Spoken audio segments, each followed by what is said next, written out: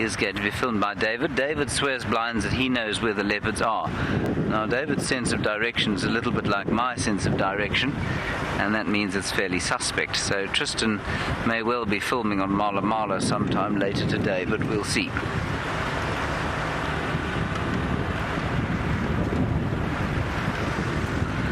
It's about 35 degrees Celsius, 95 degrees Fahrenheit. It certainly has been a very hot day indeed. Not too hot now though. There's a breeze blowing. Nice banket of cloud forming overhead. I'm not going to tell you what my plan is because it's a secret until the show starts, you see. Jessie, tell us where you're from. From Johannesburg, good. That's an advantage, everybody, of course, being from Johannesburg. It means your mind works somewhat faster than those who come from the more coastal regions of South Africa, where things tend to happen a bit more slowly than they do here and in Johannesburg.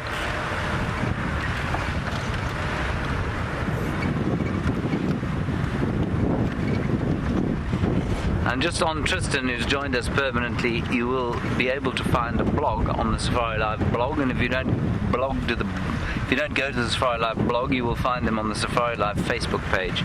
That will then lead you to the blog, and you will find out all about him, courtesy of Louise Pavid. And my father said to me, "Ooh, I see you've got a new guy joining you today." And I said, "How on earth did you know that today?" He said, "It came up on my Facebook." So, I mean, my father doesn't know how to log on to Facebook. He just he doesn't really know how he became part of it in the first place. And so he still gets email notifications when things happen. So I said, "Oh, I didn't realize you were following Safari Live." He said, "I don't." He says, "I'm on Facebook." So I said, "No, but you must be following Safari Live on Facebook." He said, "I don't think I am." So I said, "No, well, you must be if you're getting notification." "Oh," he said, "okay, then that must be what it is." So that's how I know there's a blog up about Tristan. I didn't know before my father, who is Facebook illiterate, told me about 10 minutes ago.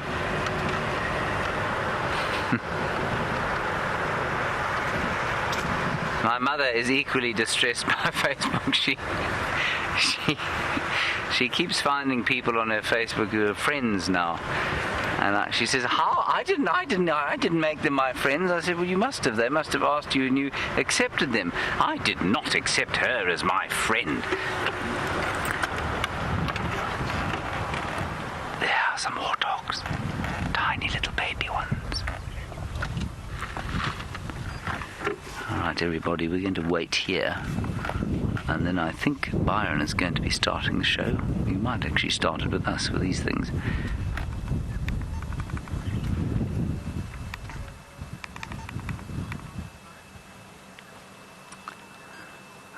Goodbye, everybody. We're going to wait here, and we'll come.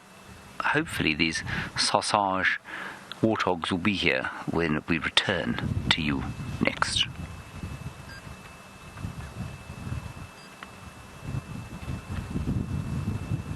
That is very cute. This program features live coverage of an African safari and may include animal kills and carcasses. Viewer discretion is advised.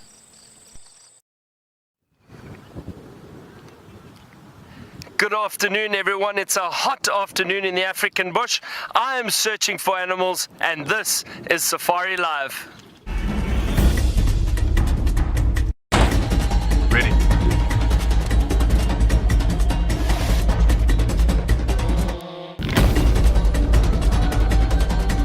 Standing by.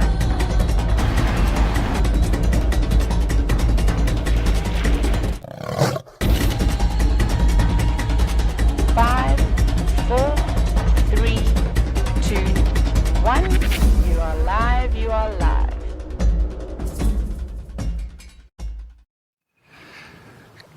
afternoon, everyone, and welcome to Safari Live. My name is Byron, and on camera with me this afternoon is Craig. We've got Louise and Jerry in the final control, and of course James, you saw earlier with JC, and then Tristan is also out on game drive with Gendre. Now, I'm standing on this termite mound looking for some animals, but while I do that, I also want to give a big warm welcome to the schools this afternoon. We've got Allenton, and we've got let me see if I get this right, Colegio San Patricio. Lovely to have you with us, and it's great that the schools are able to join us on Safari Live. So please don't forget to send us your questions and get your teachers to tweet us or send via email, and we'll gladly answer your questions for you. Now, I'm going to be on Bushwalk this afternoon, and we are going to be looking for some of the smaller creatures we might find on safari. Now, I climbed on top of this termite mound just to have a look to see if we could find anything around, get a better view, but nothing just yet. Now, it's a beautiful clearing that we are in at the moment. But while I'm walking through here and in search of some tiny little creatures and hopefully some big creatures, maybe some elephant, my friend Tristan is out on game drive and he would like to say hello to you, and he's got a surprise for you.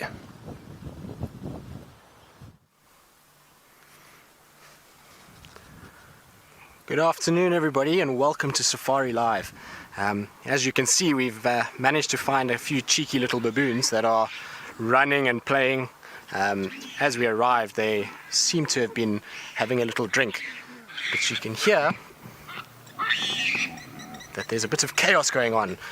Some of the youngsters have run into one of the bigger males, and he is not very impressed with it at all. There's also a couple of other males that have come in and joined together, and they seem to be having a little bit of a territorial dispute with one another. So that's what all that audio is. You can see a whole bunch more coming down on the water's edge here. There we go. All the little ones.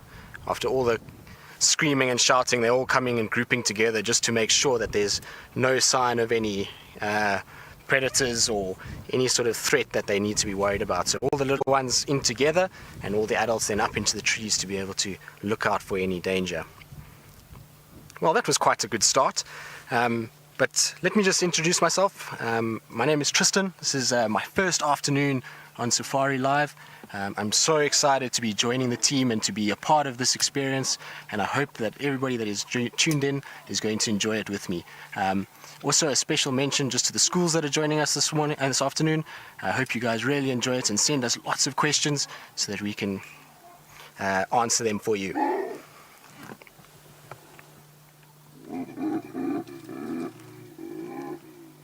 There's one of the big boys just expressing his displeasure as one of the younger males went up the tree there.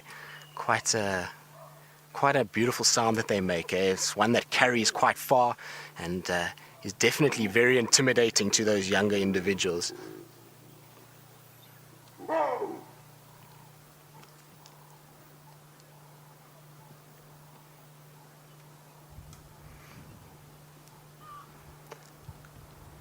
So while we're sitting here with the baboons, I'd also like to welcome Windsor Oaks Elementary. They're another one of the schools that will be joining us this afternoon. So Windsor Oaks, hello to all of you, and please send us all of your questions. We would love to hear from you guys. You can send them through to Safari Live TV. Questions at wildearth.tv. Sorry guys, I'm very sorry about that.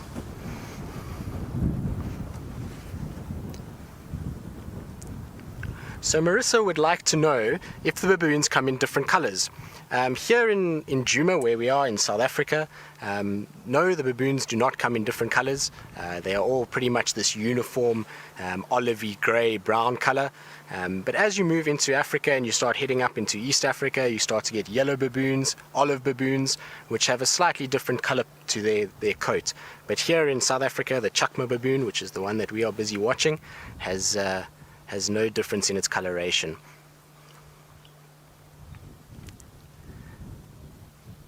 But it seems that they've all gone up into trees at this stage, looking around. If we have a look on the left side here of this tree, you can see there's a lot of messing around going on. They're all chasing each other around, and there's one female there with a little baby, and it seems the males are giving her quite a hard time. You can see she's expressing her displeasure at being bounced around in this tree by a bunch of naughty males. I would imagine that most females would feel that way if they were being bounced around in trees like that.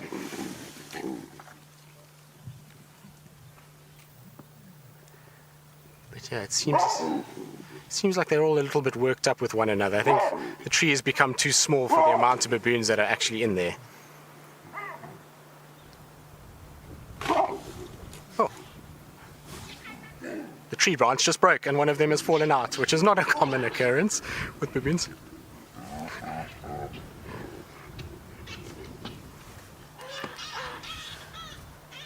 What an incredible sighting, guys. Not often with baboons do you get so much audio. Generally tend to come across them and they tend to be sitting at water or in a tree. And they tend to be kind of quite relaxed foraging. But I think with all the presence of so many males and females that are running around, it's caused there to be a little bit of a ruckus amongst them. And so we've got all this audio, which is very uncommon. So really amazing to be sitting amongst this and hearing it at this stage of the game. You can hear in the background all these males barking and carrying on, and lots of little young ones on the ground wondering what's going on, because this call that you're hearing is often the alarm call for a baboon. And so they're busy thinking maybe there's a predator around, maybe they can see something like a leopard or lions, and that's why they're barking. But I don't think that's the case. As far as I can see, the males and the females are fairly relaxed, and should there be a predator, you would find they'd all be concentrating in the same direction, really shouting and screaming at whatever the predator is or whatever the disruption is around them.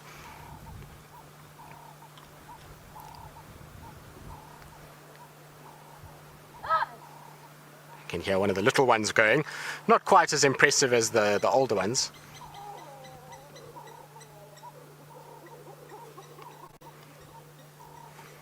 So Jessica would like to know if they are a family or a pack that lives together. Yes, Jessica, they are somewhat of a family. You'll have males and you'll have females, and those males will be controlling the group, and they will be making sure that all the females are looked after, and they'll also look after their little ones. So yes, they are a family grouping. They will always travel around in groups together like this. Sometimes you'll get a separation where young males will drift off as they start to look for mating rights, but generally it is a family unit like you see now. You can actually see some of the little ones at the bottom of the tree here being up to no good. There they go, bouncing off. Oh, that one just disappeared, Dave. Seems like probably sitting behind the tree just watching us from there, wondering what we are doing. Oh, there it goes. And you'll find that they'll go up and down trees like this. The little ones obviously like us humans have lots more energy and tend to be up and down and playing, and you know, they've got all their friends here. There's water, there's big trees. It's like being in a jungle gym with a whole bunch of your friends, and so they run around like crazy, busy playing and looking around for food.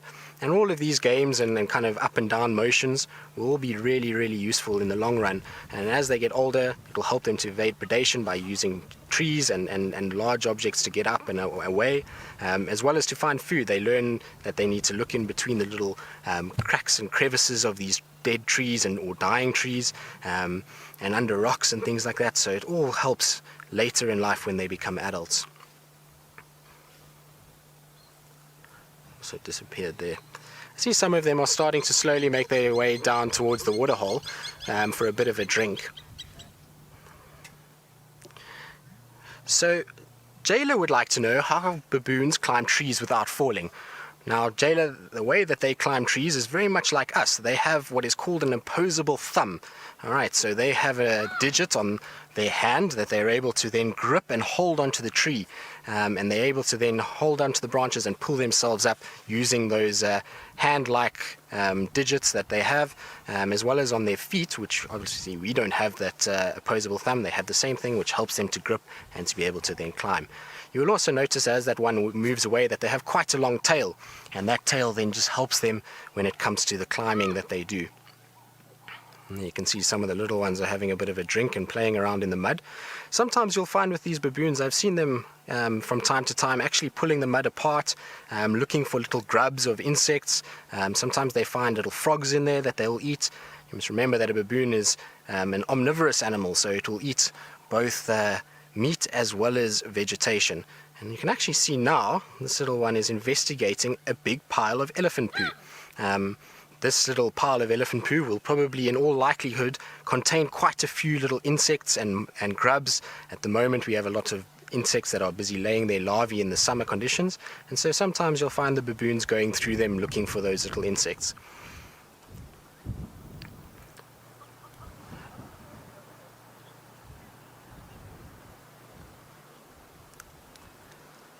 So I see there's a bit of a bedraggled one that's coming down the road here. It looks like one of the lower sort of ranking members. Maybe going to go down for a drink.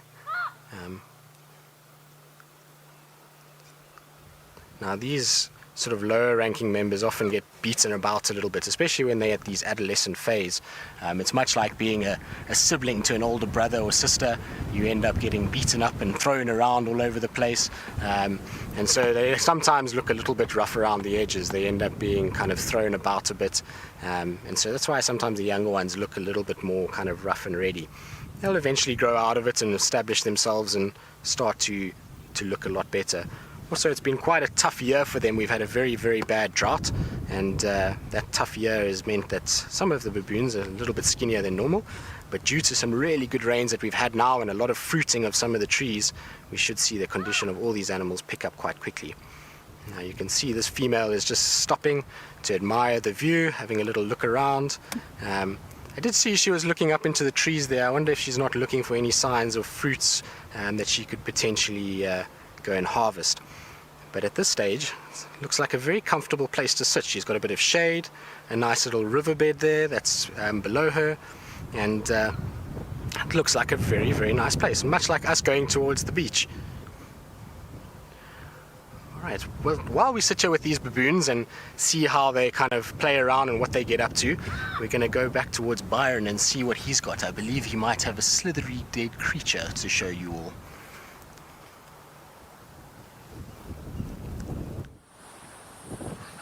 I have indeed, Tristan, something very interesting. Now have a look at this, everybody, right down in front of me. We've managed to find a little snake. Unfortunately, it's dead. Now, I'm trying to have a look, and I think what may have happened is it was possibly attacked by a bird. And I think that's what's killed this little snake. Unfortunately, it didn't eat it. So I'm not sure why or what happened. This looks like a species of egg eater. So they're not venomous to us, they're not dangerous for us. But again, just remember everyone, the most important thing with snakes is always treat all of them like they are venomous. Rather stay away, don't try and handle the snakes. But this snake is dead, unfortunately, but I think it was killed by a bird. Maybe a bird came down, tried to kill it, or tried to eat it and killed it. But unfortunately it didn't, which is interesting, so I'm not sure why that happened. On a hot day like today, and it is about 35 degrees Celsius or about 95 degrees Fahrenheit. Very, very warm afternoon. But days like today, you probably would get a lot of snake activity moving around. They do like the warmth, they do like the heat. And with them slithering around, especially little snakes like this, they can fall prey to some bird species. So that's interesting. I'm not sure exactly what killed it, but it's possibly a bird, I think. Stella, now we do get, obviously, as you can see, we get lots of snakes in South Africa and in Africa. We don't have alligators in Africa, not at all. We've got crocodiles, and they are slightly different to alligators, sometimes a bit bigger and very different to alligators. Also the jaw structure or the mouth of the alligator is different to a crocodile, but we have crocodiles in Africa. So that's, and hopefully, you never know, you might see some of them with us at some point. We have got a big dam on Cheetah, which is just south of us, which we go to, and there are hippopotamus and crocodiles in there. So you never know, you might see some on Safari Live. But lots and lots of different snake species all over, and especially in this area where we are. So we do have to be careful, but generally the snakes do try and avoid us. They move out of the way. They pick up on our vibrations while we're walking through the bush, and they move out of the way. But you do still have to be careful. You have to keep your eyes open. Everything from cobras to something that looks very similar to the rattlesnake that you've got. We call it a puff adder. It's also an adder, which the rattlesnake is. They look quite similar, but they don't have a rattle which they shake. But the size of the snake is probably the same. So those types of snakes, and then of course the black mamba, which is very well known around the world, very fast moving snake and very, very venomous. We have to be careful of those. All right, so unfortunate to see a dead snake, but that's nature's way. And I think maybe later something will find this and it will eat it. So it will be someone's food, maybe someone's dinner, you never know, or something's dinner. Now I'm going to carry on our walk, and while I go, let's head back to my friend James and see what he is up to. Well, you're not coming back to me. You're meeting me for the first time today. My name is James. Hello to the kids of Allenton and Windsor Oaks and, of course, mis amigos in the Colegio San Patricio in Mexico. It's wonderful to have you with us here. And I'm so glad that you haven't met me yet. That's because you've been seeing so many exciting things with the baboons and then the snake. And I have found nothing so far. I'm still looking very hard though, and over the course of the next little while I hope to find you some interesting creatures. Ooh, I've just found you an interesting creature. You won't believe it.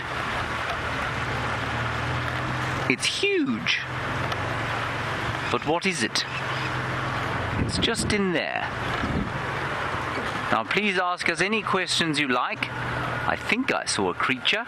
Did I see a creature? Yes, I did. I saw the biggest creature in the world. It's an elephant. Right, here we go. Let's go and see if we can have a look at this elephant. It's just down here. It looks like it's moving into some quite thick bush. So we'll just move through here, and if it is, I've heard of some other elephants that we'll go and have a look at if I can't find this one. Oh, here we go. Right, we're going to drive very slowly. Let's just stop here and have a look then. I'm going to tell you about the elephant first. Now, while we're waiting to just see how this elephant is going to react to us, Maddie wants to know about storms in this area and if we get lots of them. Sometimes we get storms, Maddie, but normally just a few during the summertime. And what we have now is very hot weather, about 95 degrees Fahrenheit, and sometimes storms come through in the afternoon. We think there might be a storm this afternoon. Now, can you see that elephant is very relaxed? That means that it's not scared of us, which means we can approach a bit closer. So we're going to go a little bit closer and see what he's eating. The big thing is to try and find out what he's eating, which I think he's eating marula fruits, which are very delicious. I'm just going to move down through here because he seems to be moving off between marula tree, from marula tree to marula tree. That's a marula tree there that you can see. And Stella, you want to know what elephants eat. Well, this time of the year they love marula fruits, and I don't know if Byron's managed to show you any marula fruits yet, but I will try and find some if he hasn't, and then we can get Byron to give you a slightly closer look at them a bit later. Then they also eat grass. They love grass at this time of the year because it's summertime, and that means we get lots of grass in the area. I think this guy's a little bit worried about us, and he's trying to move away from us, but let's keep trying. He's a young bull, and the young bull lives on his own. He doesn't live with his mum anymore, and that means that he's a little bit nervous. He's like a young man who's just left home. There he is.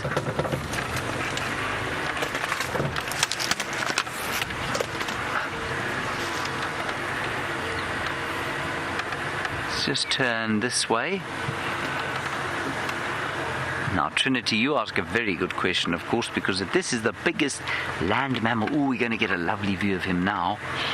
And I can even smell the marulas. Trinity, you want to know how much they weigh? Well, a big elephant like this, he's a young bull, and so he probably weighs round about 8,000 pounds. 8,000 pounds? Roughly 3,500 kilograms. So I don't know, I think in Mexico you probably operate in the metric system with kilograms rather than pounds. So he's 3,500 kilograms and 8,000 pounds.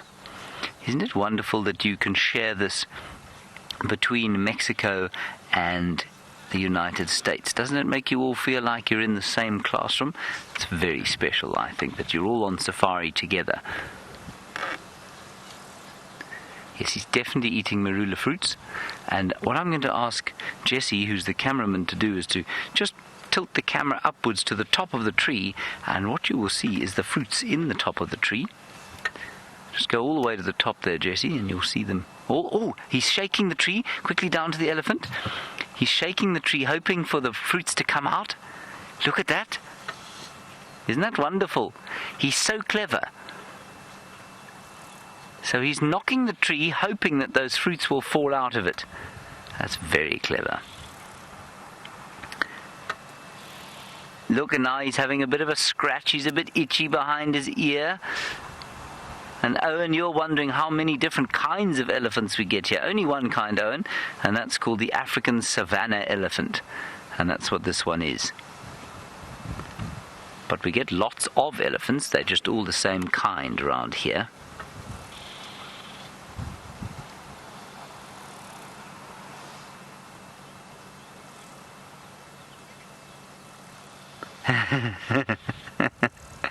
Stella, you've asked a lovely question. I'm just going to try and move so we can see his face properly. You say the elephants eat peanuts. Stella, elephants probably would eat peanuts if they could get them, but remember that there are no peanuts growing here. So I don't think that this elephant will know what a peanut tastes like. But I imagine that they would eat peanuts. They like to eat fruits like oranges, for example. They love oranges if they can get hold of them, but they have to steal them if they want them, because of course there are no oranges here. Now that little head shake that you saw that elephant give is just him saying to me, please don't get too close because I'm feeling a little bit nervous. So I'm just going to stop here and let him be calm. He's probably about 18 years old, and so he's not fully mature, and he's still going to grow a lot more. And that just means that he's a little bit nervous at the moment. Isn't that nice?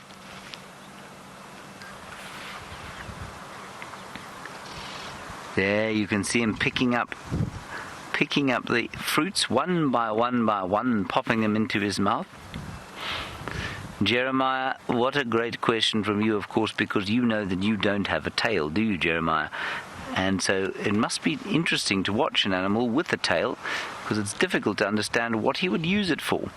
Well, the best way for me to describe how an elephant uses its tail is to make you think of an animal that you know of.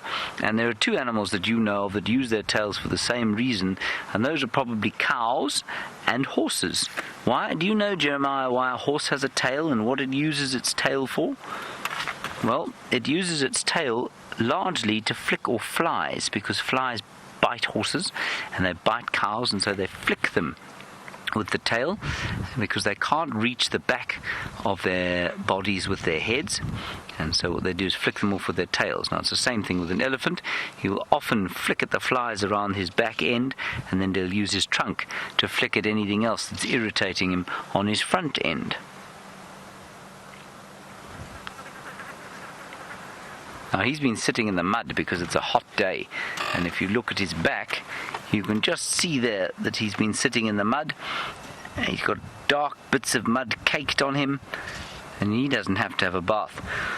But what he will do is rub that mud off on the tree, and if we look at the tree just behind him you can actually see where that mud has come off. Can you see that dark patch of the tree on the right hand side of the tree?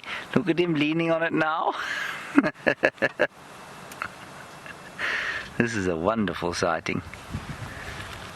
It's very special to watch an elephant like this, you know. They don't often behave like this for us. Very entertaining, isn't it? I think this is wonderful fun.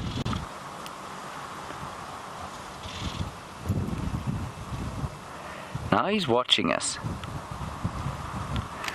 Now elephants are sometimes a little bit nervous of human beings, but what they do like to do, especially these young bulls, is they like to almost interact with us. You see, they get bored. They get bored living where they do, on their own, and I think sometimes they think it's quite fun to have a conversation with us. And Luke, normally elephants do live in groups. They live in herds, and the herds are made up of cows and their babies and their sisters and their cousins. But once the bulls get to about, say, between 15 and 18 years old, then they have to leave home. And that's what this guy's done. He's left home, and he's on his own now, and he will live on his own for the rest of his life, except for brief periods when he will be with other elephant bulls. But then he'll be on his own again. I'm just going to quickly lean out the car here.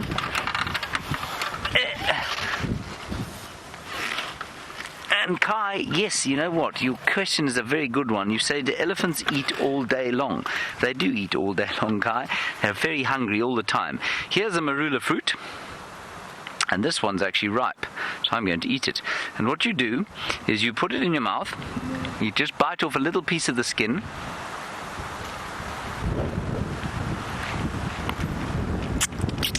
And you spit that out. And then you suck the fruit. You see there's the fruit? You suck that into your mouth. Mmm.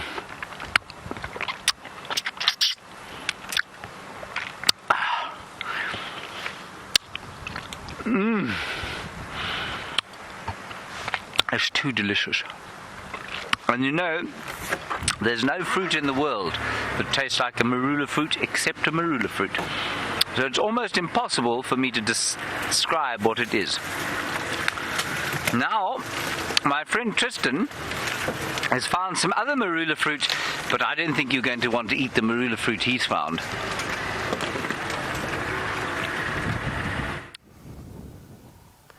Well, yes, James, you're very correct. I don't think I would want to be eating that at all. What we have here is a big ball of elephant dung. So as we were watching the baboons a little bit earlier that were messing around with the elephant dung, I thought I'd take a little stroll down and see exactly what was inside it. And if you have a look, you can see right there is the nice marula fruit that we were talking about that James has just showed you. And while they are delicious in this form, in a ball of dung, I don't think I would like to try it at all. But what we did notice as well when we were sitting here is that inside this grassy area here, there's lots and lots and lots of little seeds and even some insects that were crawling around. I'm not sure if we can pick them up now. I think some of the insects are, there we go, there you can see one in the middle, some of the little flies. And so that's exactly what those baboons were after. They were looking for any signs of those little insects, possibly even the marula fruits, and any other little bits of vegetation that they could possibly feed off that the elephant hasn't digested. So there you go, and you can see now exactly why this becomes a hive of activity. So we're going to get rid of that because unfortunately it does smell a little bit. Nobody really wants a rotten marula fruit that's come out of an elephant's backside along with them for the ride. So we're going to carry on now. The baboons have moved off, and we think that what we're going to try and do is see if we can find any sign of Karula. Now Karula is one of our very, very famous leopards that we have here at Djuma. She tends to hang around for long periods of time and is one of the cats that we often go and look for. I believe that this morning she did have an impala carcass, so we're going to go and try and see if we can find her and see what she's up to.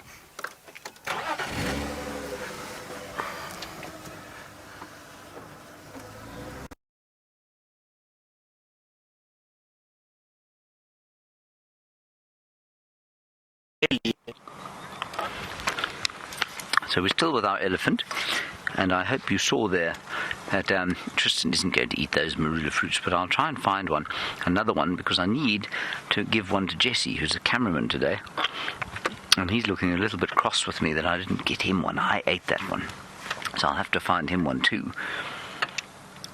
And our elephant is now eating grass. Remember, you asked about what they eat. He's eating grass. And that's because the marula fruits are very sweet. Now, you know that if you're at a party and there are chocolates and cakes and chips and things like that. At the end of the day, you probably feel a little bit in your stomach afterwards. Now that's the same as an elephant feels after he's been eating marula fruits all day long. He feels like he's been at a birthday party.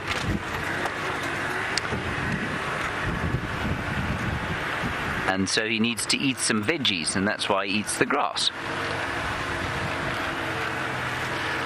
And Hayes, I know maybe it looks a little bit like the animal or the elephant is quite slow, but you know, an elephant like this, Hayes, can walk or can run at about 45 miles an hour, or maybe 35 miles an hour. And in kilometers, that's about 55 kilometers per hour. And that's really fast. That's much faster than Usain Bolt even. Here we go. I'm going to pick Jessie one of these things. And Justin, well, you say how big do their tusks get? Justin, it depends very much on how big the elephant gets. And you know how some people are tall and some people are short? Well, if you're a tall person, that's just, you know, your genetics. It's if you've got tall parents, then you'll get tall. Now, an elephant's tusks really depend on his parents.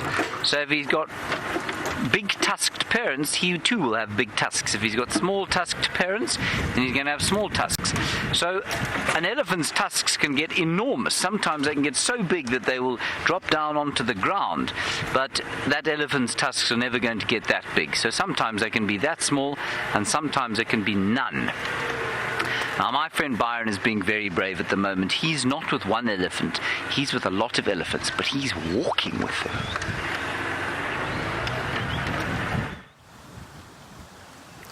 We are indeed, James. We've just found or come across a herd of elephant, and there are a lot of them. Watch them coming through. There's some babies, there's some big adults.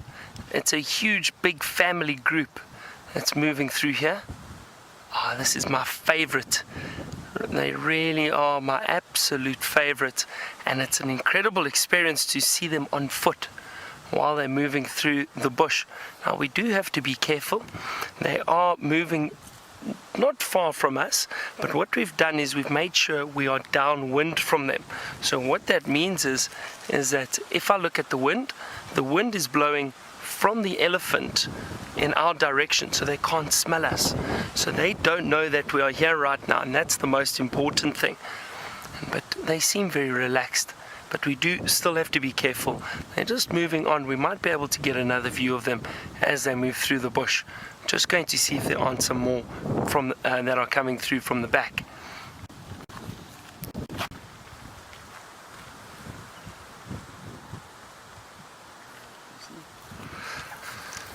Yeah, so follow us. We're going to come through this way. Stella, elephants, come look here. Elephants will live to an average age of about 50 to 60 years old. Now, we might get a lovely view from through here.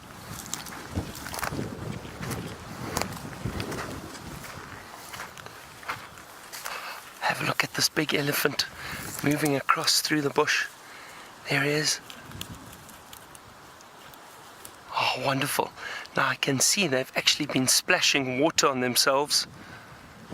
It looks like they've probably been drinking. It's been a very, very hot day. Now, just keep following us. We might be able to get another view. I'm still constantly checking behind us to make sure there aren't other elephants. We do have to be careful, like I said. But we might be able to get another nice view of them further on. It's incredible how fast they move through an area. Now, the wind is still in our favor, so they don't know that we are here.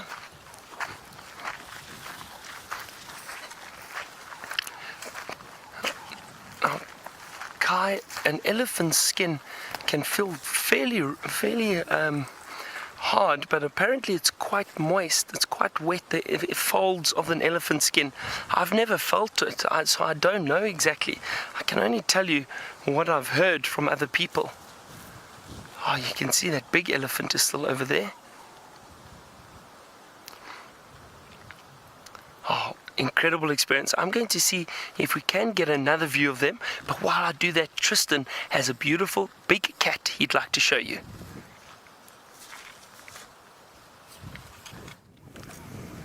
Welcome back, guys, and look at that. Look what we've managed to locate. It is the Queen of Juma, Karula. She is slowly walking towards us. She'll eventually come past this little guarri bush that's in her way at the moment, and hopefully come right next to the vehicle here, and we'll get a really nice visual of her. It is quite a hot afternoon. It's about 95 degrees Fahrenheit or 35 in Celsius, and so what I think is happening is after a very good meal like she's probably had during the day today, she's now on a search for water. And so what I'm hoping is that she's going to come past us here, and just behind us is a small little pan that would be a perfect place for a leopard to go and quench her thirst. But look at that. Isn't that one of the most incredible sights you've ever seen? They are by far one of my most favorite animals. Absolutely beautiful. She does have 2 cubs currently at the moment, and I believe both of them were seen this morning with her. But when cats are on a carcass and they have food, then generally they will often just move towards water by themselves. They won't go all at once, and the reason why is they can then be able to protect their carcass. So if something else had to come, like vultures or hyenas, they can then look after their carcass and not lose it to those predators. And there we go, she's just coming past us now. I'm sure she's on her way towards water. So Justin would like to know how much she weighs. This particular female is quite a large female. She's not incredibly large, but I would imagine that she'll probably weigh in around about 40 kilograms or 80 pounds, close to about 80 pounds, 90 pounds, somewhere around there. It will obviously be dependent on how much she's eaten, but generally that's about how much they weigh. I'm going to just quickly turn the vehicle around so that we can just get a view of her having a drink.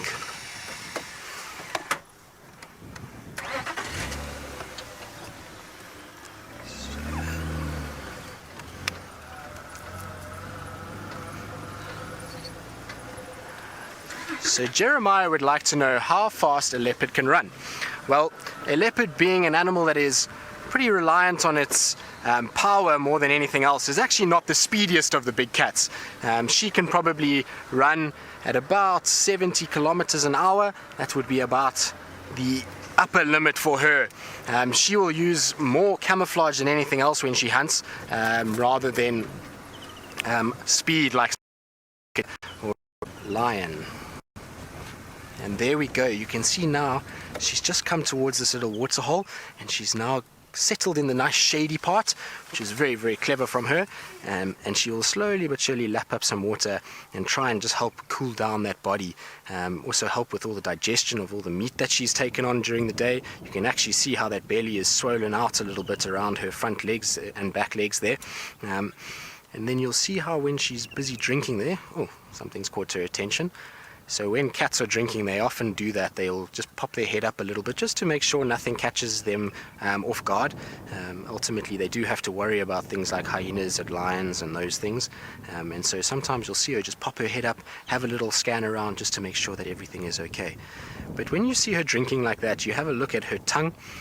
You'll notice that she doesn't lap the water up with her tongue going up and forwards towards her nose. She actually makes like a little bucket with her tongue that curls backwards and then will bring that water up into the mouth, and she'll be able to basically use it like a little bucket on a rope and pull up little bits of water as she goes. But isn't that one of the most exquisite sights? For me, a leopard drinking is always one of those quintessential things. I always love to find them when they're like this. There's just something about it that eye stare at you, and the way that they gather the water is just incredible.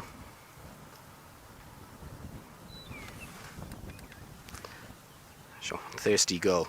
And eating is a lot of hard work. You can imagine consuming these big animals. There's lots of protein, which takes a lot of effort to digest. So water is very much needed.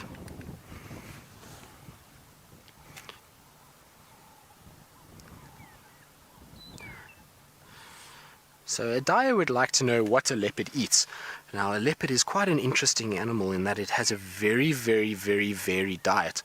These guys are able to eat a multitude of different things, depending on the area that they're in. Obviously here they're very spoiled for choice because we have a vast array of mammal species that they're able to feed on. But generally these guys will target small to medium antelope. That's their kind of favorite prey animals. So things like impalas, duikers, steenbok, those kind of animals. But they will even eat things like termites, little insects, and go all the way up to baby elephants, baby giraffe. I've even seen one with a baby rhino once before, which is quite amazing. So they are incredibly strong cats that are able to bring down very large prey, but generally for them they'll try to go after things that are slightly smaller. That just allows for them to be able to manage it effectively, and also to be able to get it up into trees and away from any other predators that could potentially steal from her. But she's a very, very thirsty girl this afternoon. She's having quite a long drink there.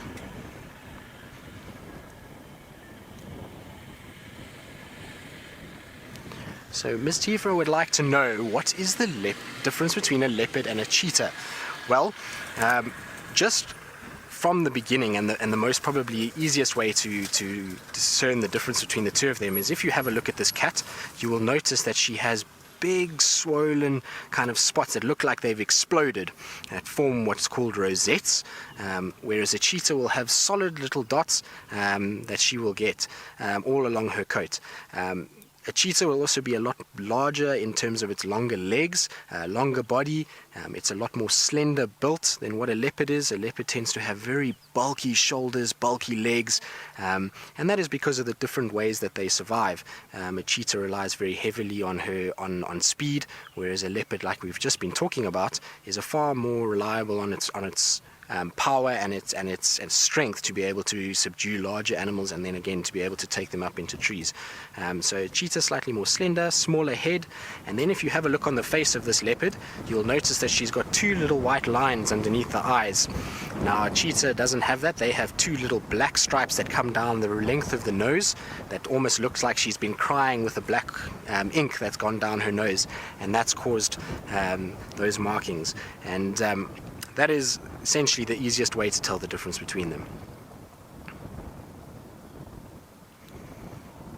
But I think she's absolutely loving that bit of shade with a bit of moisture as well, you know, getting nice cool sand on her belly. You can imagine that mud where it's been in the shade is moist, and so it'll be a lot cooler. So even though she's gaining quite a bit of water there, I think she's also quite enjoying the fact that it's relatively cool on her belly and on her leg areas. Those are the areas that generally get quite hot on a cat or on a furry animal. They tend to build up quite a lot of heat around their arms and their legs. Alright, and so while she's still having a little drink, we're going to just link back to James, who sounds like has one of her favorite animals that she likes to hunt. So James will be having a look at that, and we'll just carry on with her and see if maybe she takes us back to the cubs, and hopefully when you join us again, they'll be back with them.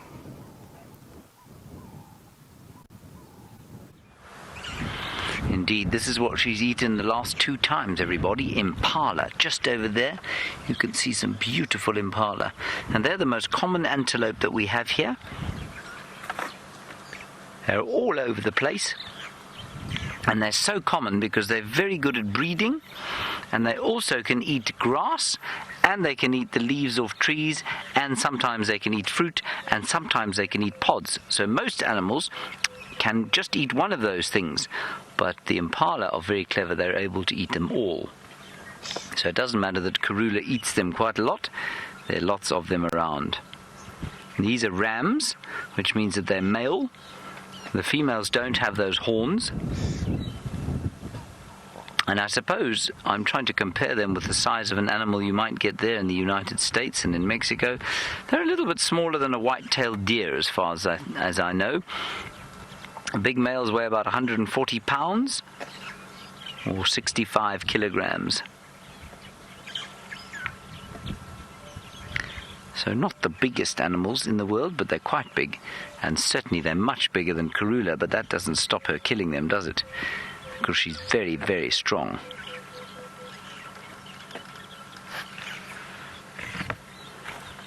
This is wonderful stuff. I'm not sure how much time you have left with us, kids, so I'm just going to quickly move forward and see if we can't get another look at them in slightly better light.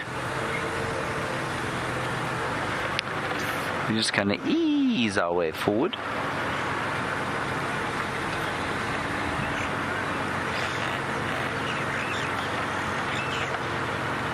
See, now I'm going to talk very quietly, because these guys will be a little bit nervous of us.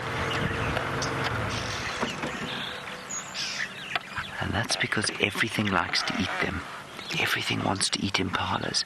Cheetah and leopard and lions and wild dogs and hyenas, they all want to eat impala. And so impala are very nervous of everything.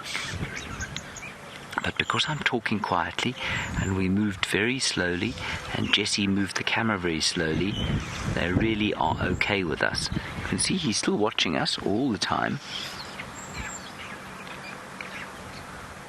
But he's not too nervous of us. But if I was to make a sudden movement, or if I was to clap, or perhaps the wind was to change and blow straight from me onto him, and he would smell us as human beings, then I think he'd be quite nervous. This is a very, very nice impala sighting. They don't often stand still for us like this. It's very special. Isn't he lovely? He's an amazing animal.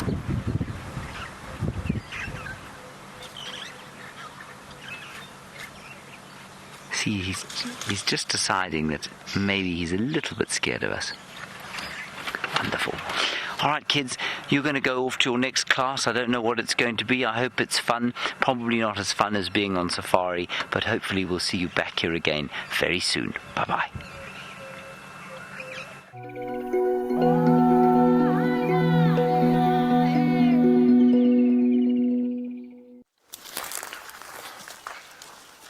Welcome back, everyone. I can see some elephant moving just in the distance up ahead, just on the other side of the drainage line. But there was a big bull very close to us. Now I'm going to see if we can you see him? Those elephants have just moved through. Hang on a second, we're going to have a good look here.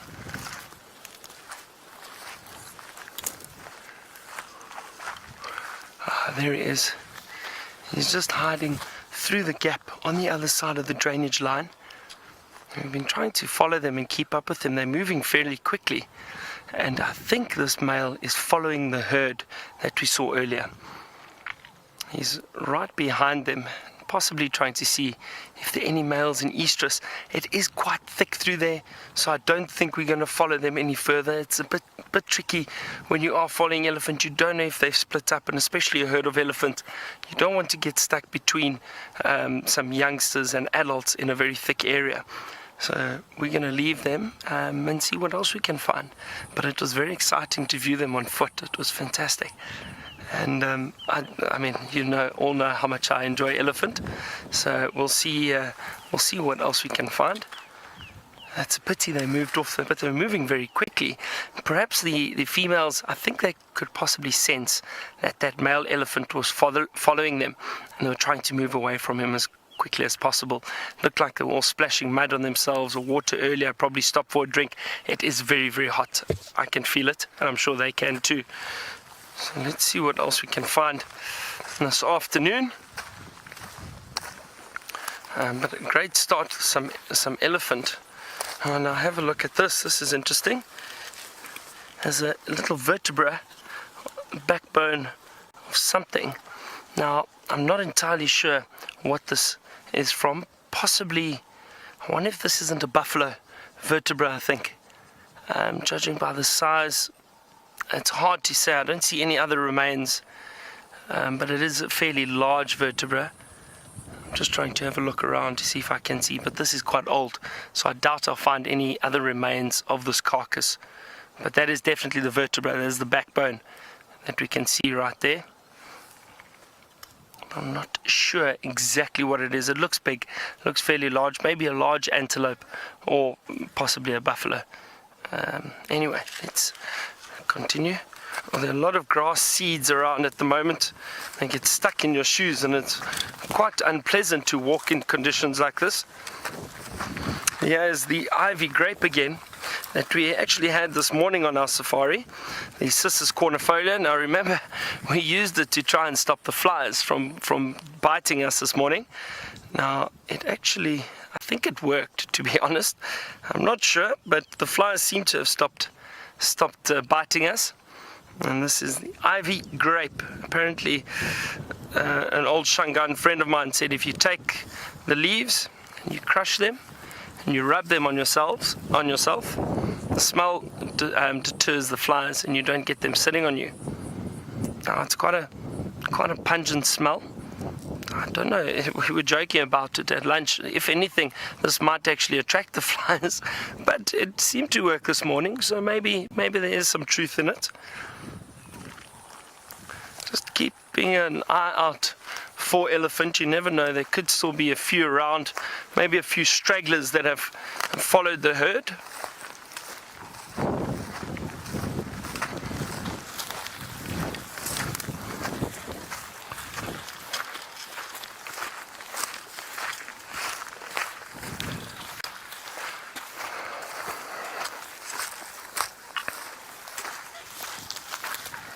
As I was saying, it is quite hot, so I'm not sure what we're going to find this afternoon. I was hoping to find the elephants at the waterhole, but or any animals. What we're going to do is we're probably going to head towards some water. We will have to be quite careful because the animals do move around in heat like this, and they do walk and wallow in mud, especially buffalo and the elephants, as we saw. So we do have to double check. Now my friend James has got the same idea. He's heading towards Treehouse Dam. Let's see what he finds.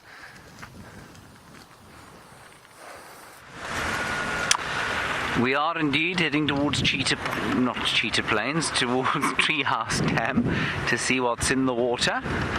We left our impala and our elephant went peacefully heading off into the bushes as well. And I just want to show you one of the most peaceful scenes in all the world. Just point the camera up there if you wouldn't mind, as quick as you can, otherwise they'll fly away. We've just got vultures flying in the sky there. Can you see them, Jessie? Up a bit. I think tilt up. There you go. You got him. You had him. He gone now. There he is. Top. Oh, it's becoming very difficult for you. Sorry, you're kind of stuck there. Anyway, there is one vulture, very, very gently flying overhead. Well done. And hanging in the wind. And they're actually, that's the one that is sort of furthest from us. There are actually about 25 of them directly above our heads. It's impossible to get at them. Do you see? They actually, look, they're coming in. They're all coming in from the side there. They're all coming in from the south. And it's the most peaceful thing in the world to sit and watch a vulture high in the sky on a hot summer's day like this. That's a batelier, of course. That isn't a vulture. And there he goes. And just complete silence up there. It must be just the best. There's a vulture going past the other way. Isn't that lovely? Doesn't that make you feel peaceful? And of course, the batelier not flying nearly as high as the vultures. There are lots and lots of raptors coming in from the south, seemingly brought by the winds of the storm. But they're actually hanging in a wind that's coming from the other side, so I'm not sure what they're doing. Oof. I was going to try and sorely test poor old Jessie now, but I'm not going to. There's a bird going the other way. Now, please remember, talk to us, #SafariLive, questions at wildearth.tv. You can talk to us, you can ask us any questions, you can send us your comments. It would be lovely to hear from you. The school drive is over, and so any of your questions and comments that you might have would be most welcome right now. I think from here we're going to have a look at Treehouse Dam. I've heard reports of cheetah on Mala Mala coming north towards Cheetah Plains. So I think we're probably going to head in that direction. See if we don't get lucky. And we're a very long way away from there now, but it might be quite fun to go there and see what's happening. See what the buzz is in the east.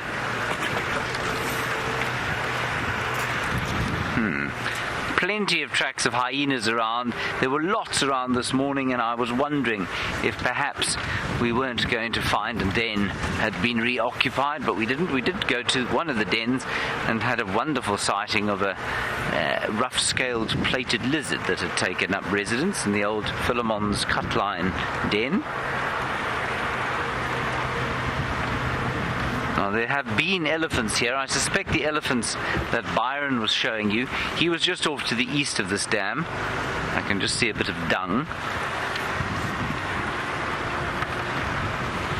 So we'll just go around the corner here. We'll park on the dam wall, see what we can see, and then probably head off to the far east. So it's quite nice having this cloud cover rolling in. It makes what is otherwise a very hot afternoon a bit cooler.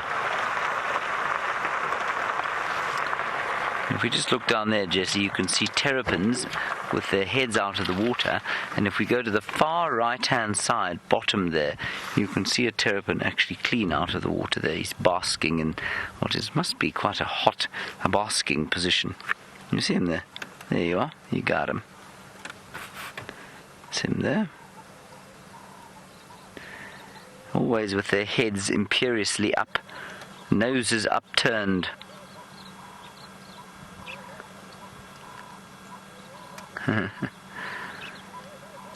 Like a number of people I know, actually, whose noses are a little upturned about life. And there the rest of them are just swimming around behind him. I think a terrapin, when summer comes, has got a marvellously relaxed life. Swimming about, basically swimming in your food, so you don't have to worry about finding things to eat. Buffalo comes along, you eat the ticks off him. Otherwise you just eat a bit of algae, a couple of invertebrates. Probably gets a bit hot, I guess, in this water. And then you lie on the side of the pan and nothing tries to eat you because you smell so beastly awful. It's very quiet out here because it's very hot. You might just be able to hear there the call of the long-billed crombec. Tree, tree, tree, tree, tree, tree, tree, tree, tree.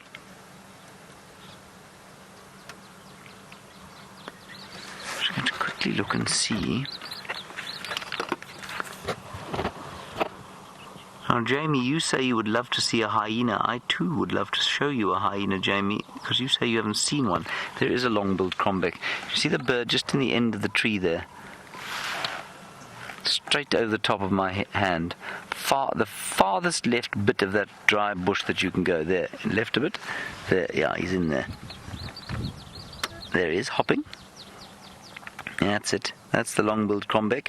But Jamie, you know, we used to have a den and we used to watch them every single day, but the den has moved to the north out of the area that we traverse, and that's why we're not seeing them at the moment. But just keep watching. They'll come back, and then we'll have wonderful hyena sightings, because they are the most fascinating animals.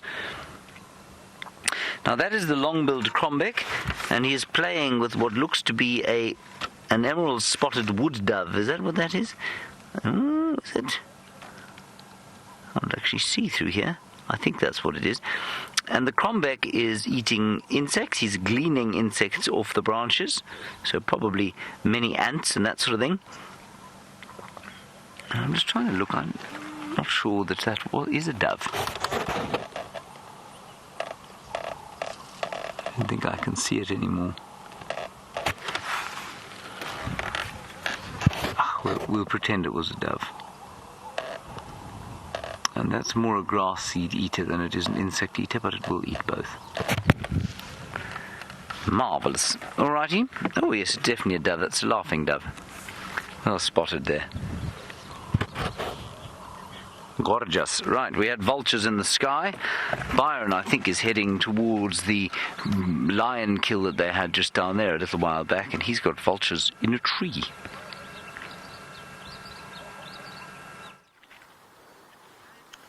We have indeed got vultures in the tree, James.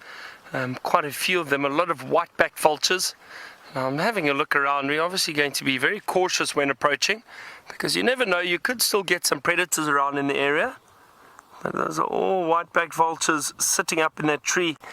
So we're going to approach very carefully and see if we can't find the carcass or what's responsible for the carcass. Sure, very, very hot this afternoon. Sweating quite a bit. So we'll see. I'm not entirely sure.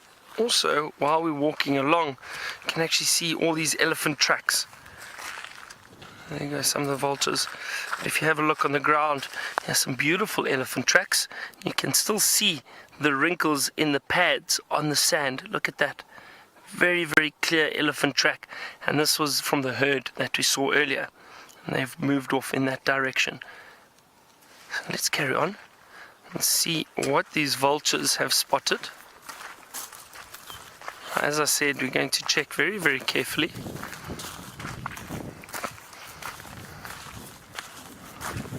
Not too sure where this kill was that they had. But look at all of them flying now around. I'm curious to see what actually happened.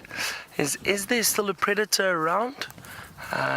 Or have the predators moved off? Is there no food left? Because of the vultures sitting in the tree, there's a possibility there could still be predators on the ground. So I'm not sure. We're going to have a very good look. I'll just double check this area.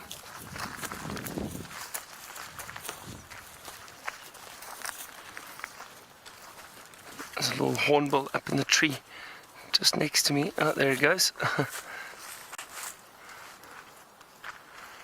It's a yellow-billed hornbill.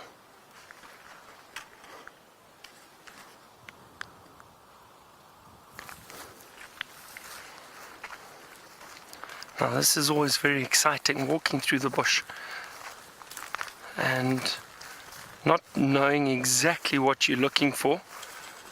I know there's a carcass around here. There must be a carcass around here because of all these vultures that were sitting about.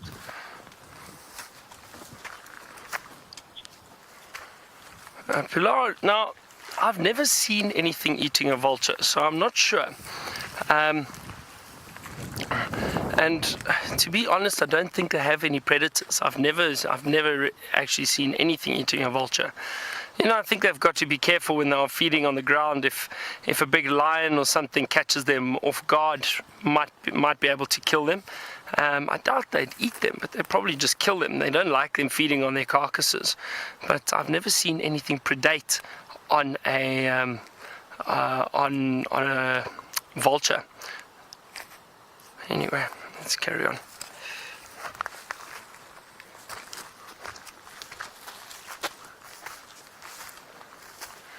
Now, if you see me jump, it's because something's popped out of the bush close to us.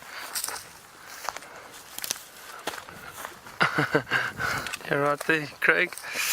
Now, I'm just having a good look around. I don't see any sign of a carcass yet. I'm going to have a look around here. Let me scan this area very, very carefully. While I do that, let's head back to James, get an update from him, and then you can join me later again. I can see a whole lot of vultures coming into where Byron is. I don't know if the ones that he's terrified out of his wits. Just excuse me 1 second while I say hello here. Aye, minjani kwalaan? Iko miakui? Yeah, shatik emsavin. Yeah, miakui. Okay. Yeah. Yeah. Inkom. Enjoy. Right, there we are. That's from Cheetah. Our old friends now, you see, because of course we share some land. Now I'm going to get into an area here where you can see these vultures that Byron has kind of startled out of their tree, and they're starting to catch the wind now. Can you see them there, Jessie? I'll just stop on this bump here, and that'll make it a little bit easier. There they are, taking off into the sky. There we go.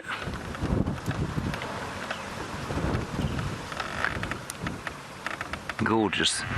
5 or 6 of them, and they're being blown steadily south as they catch height. And then you can see as they turn what is to the left-hand side of your screen, basically, they gather height, and then they turn towards the right, and the wind catches them from behind, and they lose a little bit of height, and then they turn back into the wind. And that's basically how a glider would gain height, and there's also probably a bit of a thermal there that they're catching as well. Marvellous.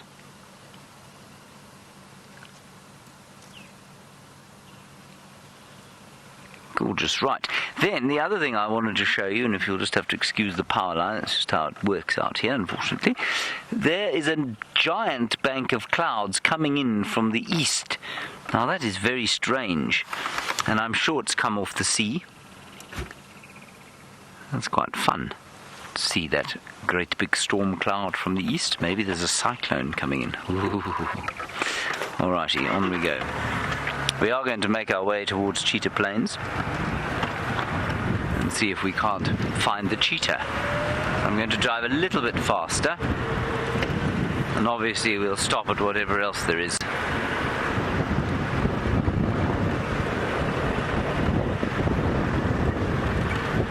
You can see something up ahead there. It looks like a nyala, but it's miles away.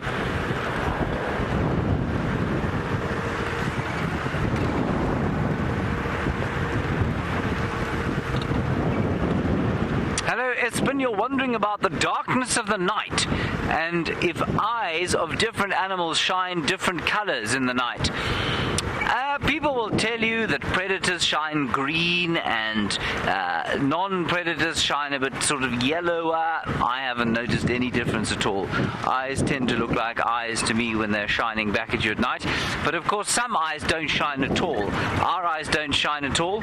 We don't have the membrane at the back of them called the tapetum tympernum, something, yes, the tapetum tympernum I think it's called. Tapetum lucidum. There we go. Thank you very much, Louise. Tapetum lucidum. And that's the membrane at the back of the eyes that reflects light. And we don't have one of those, and any animals that do, then do reflect light in the night time. So that's a great question, but unfortunately we won't be seeing any of those tonight because we'll be done by the time it gets dark. Good afternoon. How's it going? Are you well? Good. Nice to see you. Yes. Okay, super. Thank you. Enjoy. Everyone thinks we're off to Karula. They don't know that Tristan is there. I thought I saw a leopard, but it was a stick. Byron has found himself a buffalo, and it smells.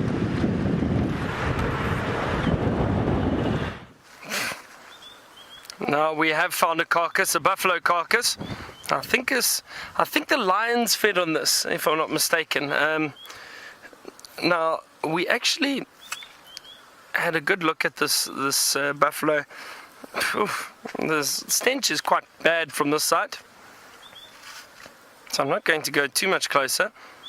But we saw it. Actually, let me just have a look from this side. If I stand over here, I think I saw, well, it's actually not too bad, the stench from here. But this looks like the female whose leg was broken. Now Taylor was chased by a buffalo not too long ago. Not sure if some of you remember that. And I think this buffalo has met her demise. It is a female. Now this... by the looks of things, it is that buffalo that broke its leg, and I think the lions managed to target it, and that's what they fed on. Now, the carcass has been cleaned up pretty well. It looks like there were definitely hyenas in the area, and the tracks all around. I'm surprised the vultures weren't down, but to be honest, I think they've been down. There's a lot of feathers around, and I think they fed on just about everything they could. And there's not much more for the vultures to even feed on. So this carcass has been cleaned up completely. You never know. You might still get a few vultures. You might still get a few vultures coming down.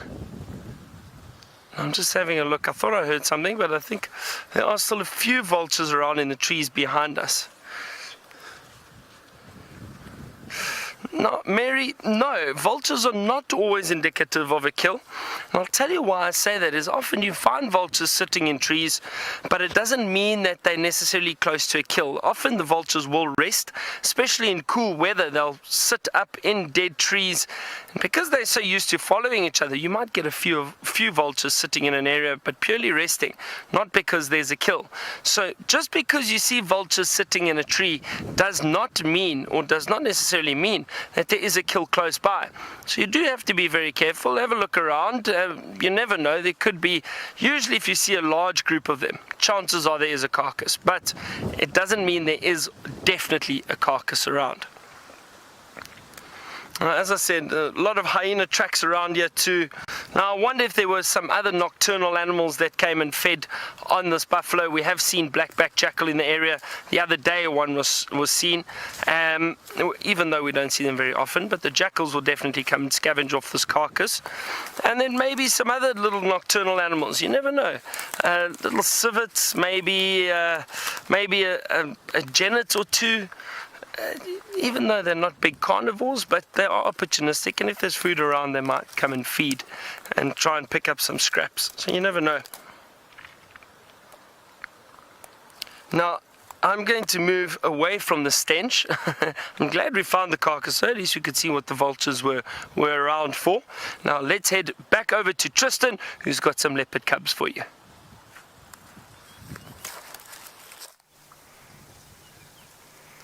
So while Byron was busy messing around with stinky buffalo carcasses, we decided we would try and mess around with a little stinky impala carcass that these leopards have got.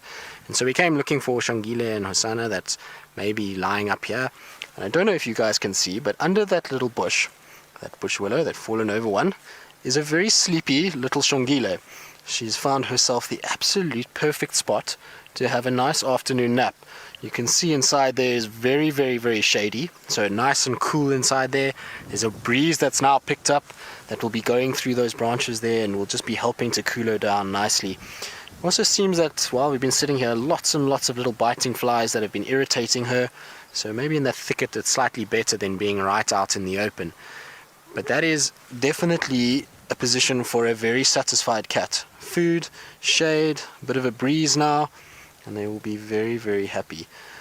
But isn't it incredible, the camouflage of this animal? When you kind of looked at that first shot, it's amazing how well they blend in. It actually took us a while to find this cat. We had to do a few loops around until eventually we kind of got into an angle where we could see these spots poking out. But they are super, super camouflaged. At this stage we still haven't seen any sign of Hosanna. He's somewhere around here. Being his normal self and being quite naughty, probably lying quite far away. But I would imagine he'll be somewhere close by, just doing much like what Xongili is doing and just finding a nice cool area just to take it easy. They know that the end of the day is going to slowly start approaching, and soon there will be a little bit of relief from the weather and they'll be able to then feed. So James, thank you very much for your kind comment. It's great to be here and great to be a part of the team. My favorite leopard in this particular area, I have two. One is Thandi, which is obviously one of the daughters of Karula, and the other one is Tiani, which is a little daughter of Salahesh, who occurs in our sort of western side of this traversing area. Both of them are beautiful little leopards, both females. And then my third favorite probably is Anderson, which is a massive male that we used to see on the western side. So I'm hoping that in time he'll slowly start to shift this way towards where Tingana is, and we maybe get a few more sightings of him. But he's an absolute beast. But I think Thandi and Tiani are for me my two favorites. I really enjoy both of them. Both very, very pretty leopards and tend to be able to catch very large prey animals way out of their size category, and maybe that's why I like them. I think with Thandi the relationship probably started when I was working at Cheetah. I once found her in my bedroom. I was actually on drive and came back for a shower after drive before hosting, and went in and had a shower, and as I came out of my bathroom there was this little cat staring at me from from inside my bedroom. Luckily, both of us got equal fright and went opposite directions instead of towards one another. And she went out the door, and I went into the bathroom screaming like a little girl. And that's where it all kind of started. From there, I used to see her regularly around my house at Cheetah. She used to spend a lot of time on my balcony, so I used to see her quite often. And so that's why I liked her. I liked to follow her around. We got lots and lots and lots and lots of sightings of her around the lodge.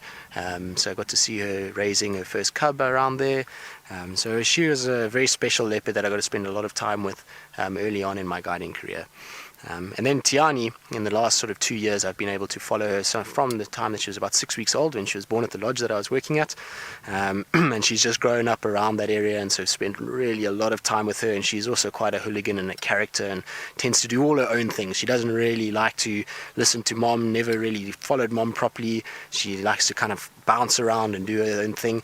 And she's an incredible huntress already. I saw her kill a baby duiker at 4 months old, which is quite early for a leopard. And then eventually now I saw her quite recently, and she had already killed a fully grown male impala. So for a little sort of 17-month-old leopard to kill a fully grown male impala is quite special. So I like both of them for that reason. Both of them have a little bit of fight in them and a bit of kind of spunk. And so, yeah, very, very, very pretty girls as well. I actually quite like Xongili as well. I haven't spent enough time with her, to be honest, but from what I have spent with her, she seems to be quite a nice leopard. Got a nice temperament to her, is always very chilled, and has very striking eyes. I always like her eyes because they look very intense, and she always looks like she's got this very intense stare to her. So hopefully she'll become one of my favorites as well. I'd like to hear from you, James. Who is your favorite leopard? You can send us a reply and let me know.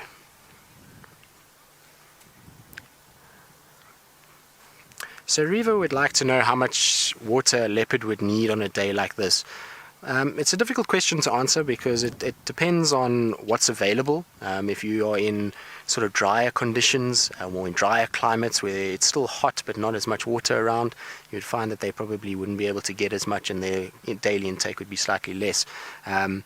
In this area at the moment, so much water around, I would say that they're probably requiring a sort of 4 to 5 liters, and if it's very hot and they've eaten quite a bit, maybe a little bit more with all the panting. As they lose moisture from panting through their mouth, maybe it'll go up a little bit more to sort of 6 liters. But yeah, in this area I would say anywhere between sort of 4 and 5 throughout the day.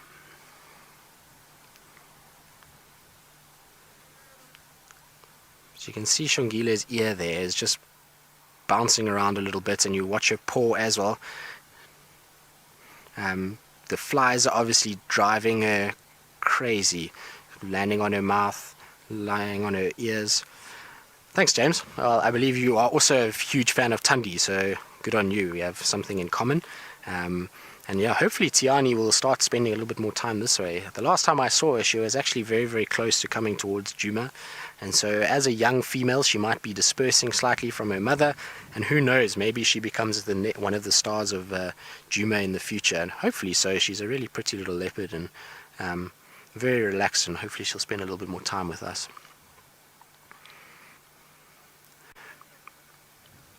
But you can see with Xongili, much like Karula, is also breathing quite heavily, lots of panting, got her legs open to be able to cool that belly down. So Pilar would like to know how we kind of identify these leopards. So for the most part, it's spot patterns. That's what we will utilize mostly. So leopards all will have unique coat patterns, and particularly spots around the eye area, around the whisker line, just above the whiskers. So those are the kind of markings that we use initially. After time, and after seeing these leopards many, many times and day after day, it almost becomes like knowing your own dog. You just know that that's that leopard. You can see it in the way that they look from quite far away. But initially, yes, we identify them using spot patterns and the different spots that they have. No two leopard has the same spots. But isn't that the most beautiful little leopard? Look at those eyes. Like I was saying earlier, she's got quite a piercing little stare. Must have gotten that from her mom. She doesn't seem to have inherited the feisty characteristic that maybe Tundi and Shadow and Karula have inherited or have. But she definitely has the stare much like her mom, that's for sure. I think she's quite interested in what's going on with us. So you can see she's just kind of giving us a little look. With all the flies that are around, it's really disturbing her. I don't think she's actually getting much rest. There we go, you can see she's trying to actually catch them now. You're going to have to be a little faster than that, my girl. Slightly slow on the draw there. And you'll find that the flies are all over her. They'll go particularly into her ears, around her nose area, her mouth. There'll be bits of meat from when she's fed that will be around there that would have attracted them through their scent, and also when she's got moisture that will be coming off her nose, her nostrils, around her mouth area, from her saliva, that will attract those flies to sequester that moisture off her. And so that's why they're spending a lot of time around the face area more than anywhere else.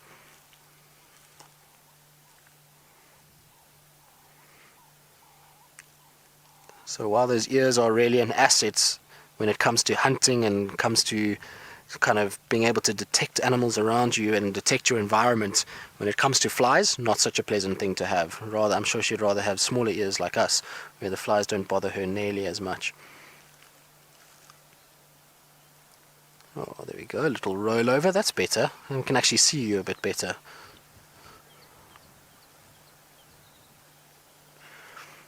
So Diana would like to know if Karula takes these cubs on her hunting expeditions at the moment. As far as I know, not yet. I haven't spent much time with them, like I say, and from what I've heard is that generally she goes and makes a kill and still goes and fetches the cubs and brings them back to the carcass. I have seen that there's a few sightings, or heard of a few sightings, of Hosanna catching his own meals. So I saw one the other day where he caught a monitor lizard, and he's caught a couple of baby impalas as far as I know. So they are starting to hunt on their own, and typically with leopards it's not like lions or cheetah where they'll actually take their cubs actively hunting. Often it's in the case where they're walking with the cubs to maybe to another carcass and they come across an opportunity and they'll kind of just try and show them what to do, or the cubs will just watch mother as she goes about her normal business. But as far as I know, they're not actively being taught to hunt just yet by Karula. I'm sure it will start happening. And maybe we'll be lucky in the next couple of months to kind of witness that whole process as it goes on.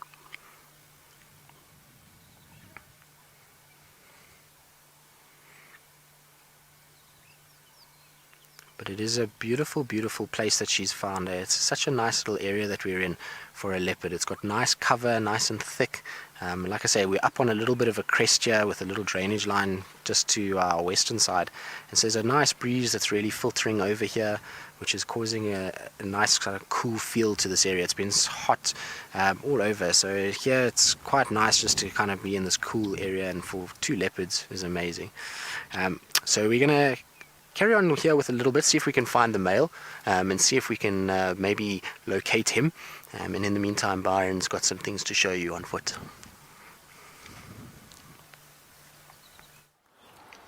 Now it looks like it's an elephant day for us, everyone. I'm going to keep my voice down because we found another herd of elephant. They seem very relaxed. They've been splashing around in a little waterhole. Now we're going to sit and stand very quietly. And we're just going to move a little bit. Stand still, don't worry. And we're just going to stand right here. Now watch this. Don't worry. This is an incredible experience. Now we're going to stand quietly. They are heading towards us, so we're going to stand dead still.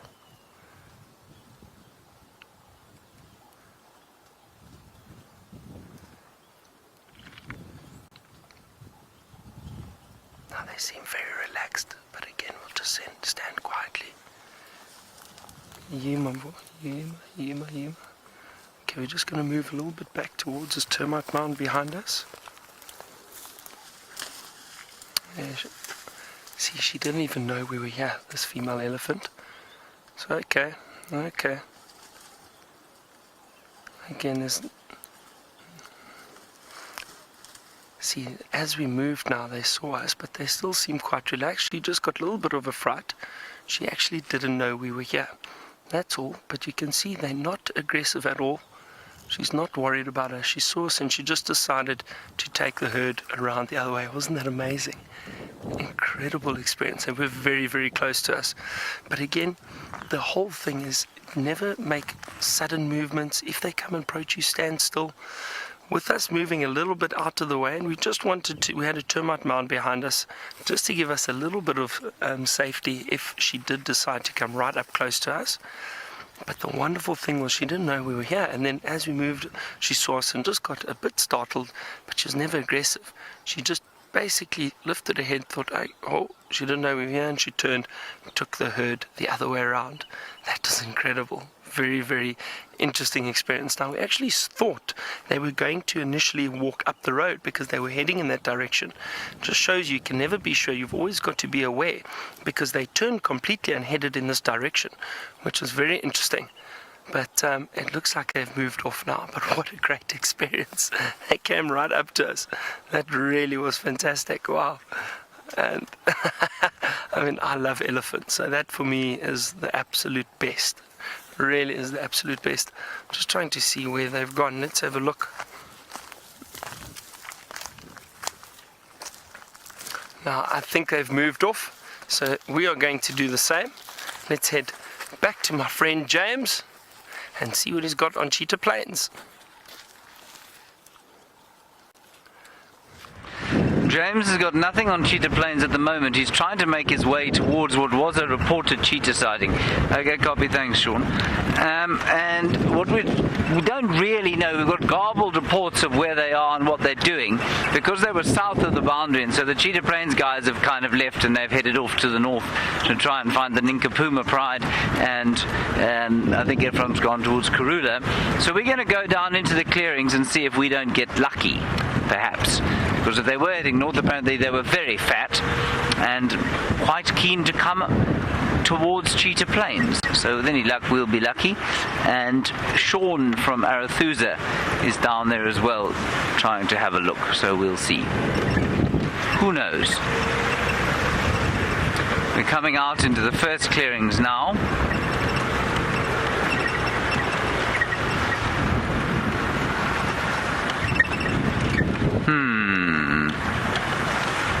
No, nothing at this particular waterhole. And as we talk of water, Nick in still water. We've lost the aerial there quickly. Sorry, Jesse. There we go. Nick in still water, you're wondering about whether the Kruger Park goes all the way to the sea, and if so, how do the animals react to the salt water? It doesn't go all the way to the sea, Nick. What it does do is it goes into Mozambique, which is to the east of us, and the closest part to the sea is probably about, I'd say about 50 kilometers or so from the sea, so about 35 miles. Not very close. And so I'm afraid I can't answer that with regards to these animals, but of course I can tell you that there are parts of Africa where there are parks that have savanna inland that extend to the sea. Brent will tell you, well, in great detail about the place he worked in Gabon, and they have a forested area there that goes all the way to the sea, and you will sometimes find elephants actually swimming in the sea every so often. Hippo will go into the sea, crocodiles sometimes. There are some, I'm not even going to bother. Warthogs running away at high speed. And then I'm trying to think in South Africa. Well, in Addo Elephant Park, Addo has got down in the Eastern Cape of South Africa, has got parts of it that extend towards the sea, and I don't think there's a great deal of action that goes on in the sea. In Namibia, you find brown hyenas quite often. You will find leopard at times. You find certainly some of the desert lions going towards the sea. So yeah, you will see that sort of thing. And I don't think they react particularly badly to it or necessarily very positively, but it is obviously different for their skin in the same way that it's different for our skin. Right, here we're coming into the clearings. And apparently they were on the fire break next to the great big pan of water. We'll see. I can't see a cheetah, but I'll tell you what I can see is a log. I thought it was a jackal. It isn't a jackal, it is a log. How depressing. I was about to be very congratulatory to myself. Unfortunately, that is not going to be possible. Now, the water hole is just up here, so let's have a look. And there we are in the great plains of Cheetah Plains, as you can see. The clearings, what looks to be a buffalo at the very far distance. We'll have a look at that a bit later.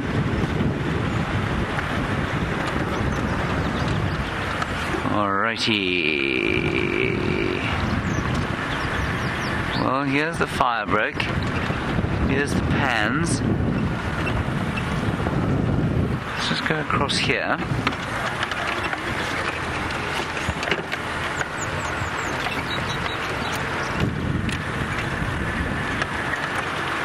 Ephraim said they were 50 meters to the south here. Very fat. Have eaten a great deal.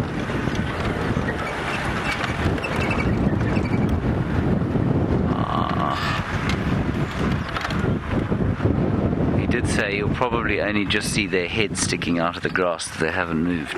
Okay, so Jessie, let's just have a look down through there. And I will stare with my binoculars. You got them? To your left. Oh, you're a genius. Well done. Go Cheetah! I'm just going to quickly call Sean. Sean, come in. Sean, Arathusa, come in, Sean. Oh dear, he's not talking. Isn't that wonderful, everyone? Oh, it's so special. Sean, if you can copy me, I've got them here at the pan on the fire break in the clearings. And come on, come north now. Come this way. Ah, that's gorgeous. We so seldom see these chaps. Remember, 2 male cheetahs. And for those of you who are new viewers, and I know there are quite a few of you, these are the 2 males that spend most of their time around here. Let's just go a little bit forward. And I think they've eaten something fairly large, and that's why they're not moving around. And you know, I've never actually seen a female cheetah here. These are the only 2 I've seen. Now, I know they look like they're pretty close, and they are, but that's unfortunately next door. So we're not allowed to go there. We'll just ease a little bit off the road here and see if we can't get some kind of sight of them in the grass. No, they really are utterly invisible now, aren't they? Oh, that's a pity. I'm just going to ask the final control for a communications test because I suspect quite strongly we've lost them. Oh no, there they are. They're okay. Phew.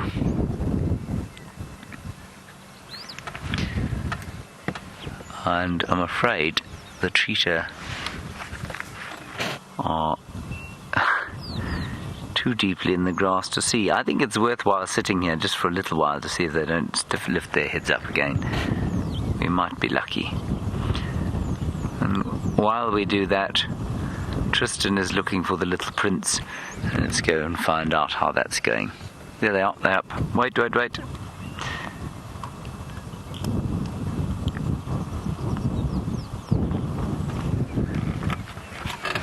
Good, sorry, you are still with us, just in case this is the last we get of this cheetah. So as I was saying, these are the 2 males. They go between the southern Manuleti and here, sort of patrolling the clearings. This is just about as far south as they'll go. They'll go basically to the end of the clearings here at Malamala, turn on and go back again. And I'm glad you're all excited to see them. I'm also deeply excited to see them. I wish they would come a little bit closer so that I might take a picture of them.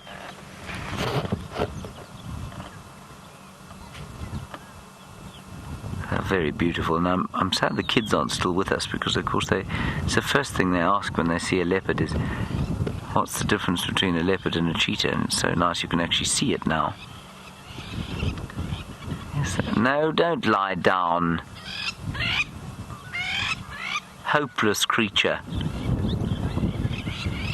Get up, you're supposed to be diurnal. Oh, there's some very beautiful grass through there, I suppose. I think definitely worth our while just to have a little bit of a wait, and we'll see what happens here. over the course of the next little while. We might have a leopard come wandering by, a couple of spider-hunting wasps lurking about the place.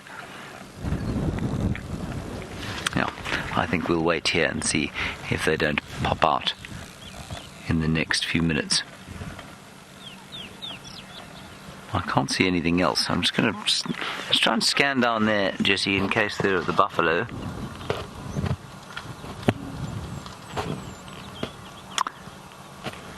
Right, I am going to wait here, and while we do that, Karula is back on the kill, and so let's go and find out if she is still hungry.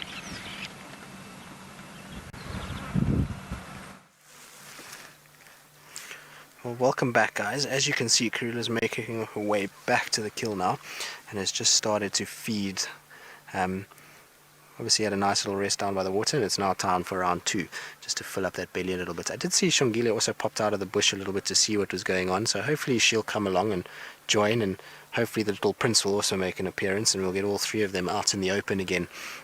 It has cooled down significantly, and I'm sure that's why she's feeding, is to just try and get a little bit more of that carcass and hopefully then try get it up into a tree. It has obviously been on the ground for a day or 2 and is really stinking quite badly, and so with this kind of heat, the scent is going to be carrying, and the wind is going to be carrying quite a distance, and so you'll end up with a situation where other predators, like I said, like lions, hyenas, might pick up that scent tonight. And so maybe she's just trying to lighten this load a little bit before it gets dark, and then put it up into this wattle that she's got it stashed under at the moment. But she's really tucking in. It looks like she hasn't eaten, and she's a little bit grumpy as well. There's a few growls and hisses, which is not uncommon for this particular cat, but it's in all likelihood due to heat and the fact that there are flies absolutely everywhere. As you can see all of those flies that are landing all over her, all over the carcass, and that will be driving her crazy. So there will be a few little growls and hisses at times, I'm afraid. She's just a bit grumpy with life. But you can also see she's kind of dragging it deeper into that thicket, and that's again just to try and keep it out of the way of any sign of, well, out of the way of anything like a vulture or a batelier that could come and see this carcass and then potentially land in this area and attract other predators.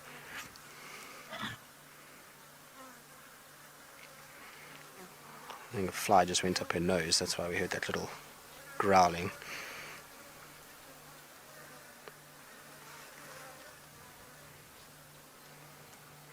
Unfortunately, this is the only gap there really is to have a good visual of her, and luckily for all of you is you don't have smell-o-vision, because the smell is quite something coming downwind here. As she's opening it up, it's just kind of activating all that rotten meat under the skin, and it is quite stinky, I must be honest. So Elizabeth wants to know if Karula or any other big cat would potentially eat a rotten kill. Yes, they will. I have seen leopards scavenging off rotten buffalo, particularly now when we had this drought recently. We had quite a few carcasses that ended up being around the place, and so some of the leopards took advantage of that, and they ended up going into those carcasses and starting to feed off them.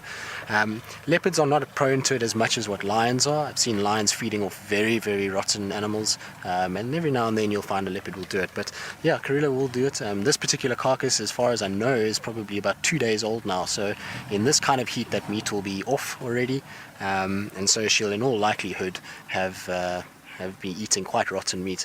I would imagine though after today she'll probably be done with it. Like I say, the smell is quite something, so I don't think she's going to be feeding on it too much longer, and hopefully the youngsters come and get involved and they'll feed off it a little bit more as well. I am going to just try reposition ourselves slightly. There's a little gap here. I'm just going to try see if we can get ourselves in there.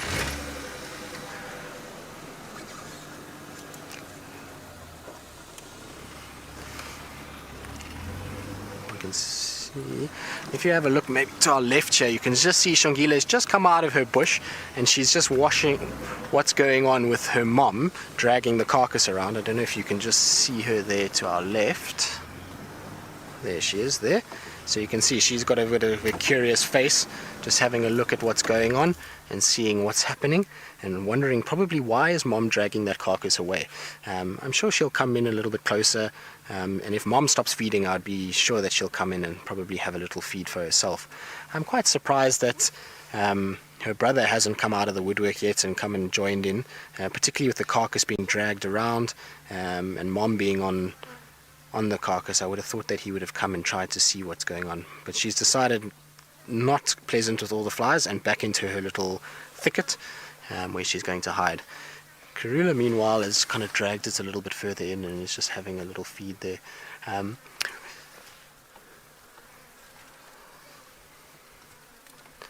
Sorry, she's quite grumpy this afternoon and lots of hissing and growling at us at this stage, so trying not to move too much.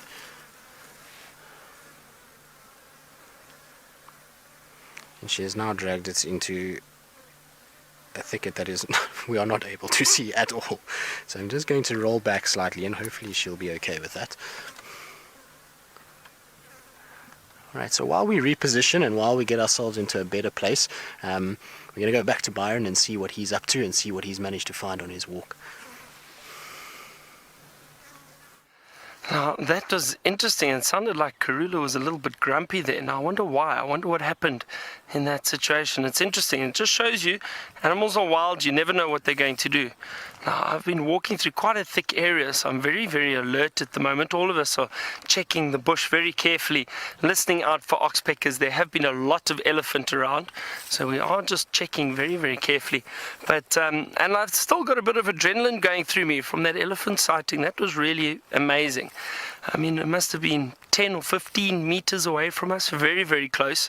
Whole herd of elephant walking towards us, and fortunately, I do think that elephant pick up on your the vibe you give off. I do think so. I do believe in that, and the energy that you give off. I mean, it sounds a little bit hairy-fairy at times, but I really do think so, and it was interesting to see their reaction. Not aggressive in any way, but she was just a bit startled, and to see her move off was incredible. Now, I'm moving along, again, like I said, just a very thick area, just listening out, and it is windy, so it does make it harder to listen out for any wildlife in this area, especially with these thick trees. I'm just having a look. There's a beautiful guarri tree, and every now and then I hear the leaves rustling, and I want to have a good look. Now, this is a beautiful guarri tree that we've got over here. Lovely, lovely leaves. Now, it's interesting, and I'm sure the other guides have spoken about this before, but what I find interesting is with some of these trees, and they generally stay green throughout the year, but the tannin level is incredibly high in these trees. So even though they look like they've got beautiful, lush green leaves, animals don't really feed on them because of the high tannin level. So this is incredibly bitter, very, very bitter, and not tasty to eat at all. And that's one of their defense mechanisms, is having this high tannin content. But now if I look around, let me see, here we go. There's an acacia, not an acacia, I beg your pardon, a buffalo thorn. I'm just going to lean in here quickly. Now if you have a look very closely through, can you just see over there, Craig, all these thorns, these sharp thorns over here? Now you all know the buffalo thorn. Now they've got those sharp thorns for a reason, and that's because these beautiful leaves, also green and lush, but those are very tasty. So it's interesting, the tasty leaves and the leaves that are good to eat have the thorns on them to protect them, and the ones without thorns have got very high tannin contents, and that's their defense mechanism. So it's interesting to see the difference in how nature basically protects itself from animals overfeeding on them. Interesting. Not too bad. Not a bad little snack. Now, as you can see, it is thick, so I'm going to come back onto the road for a second or two and just walk through this area and see what else we can find. Now, I must admit, in areas like this, an animal that I'd least like to walk into is probably the buffalo. and purely because they are unpredictable, and they are unpredictable. So we are just very careful, listening out constantly. Some birds screeching up ahead. I'm not sure if they've seen anything. Occasionally you get alarm calls, we might find a snake, just like we did the other morning at camp, or the other afternoon rather. We had those starlings all alarm calling at that boomslang. I just don't see them. I think they're quite far up ahead, but actually further into the bush. And again, you can see the wind. Look at these trees blowing in the wind.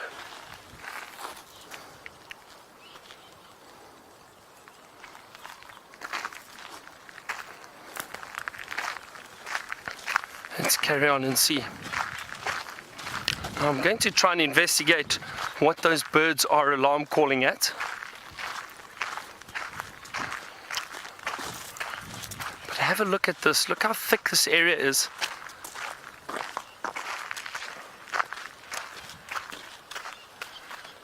Now, the alarm calls or the chattering birds are coming through that thick area behind or straight through there, so it's very difficult. I wonder what we'll see.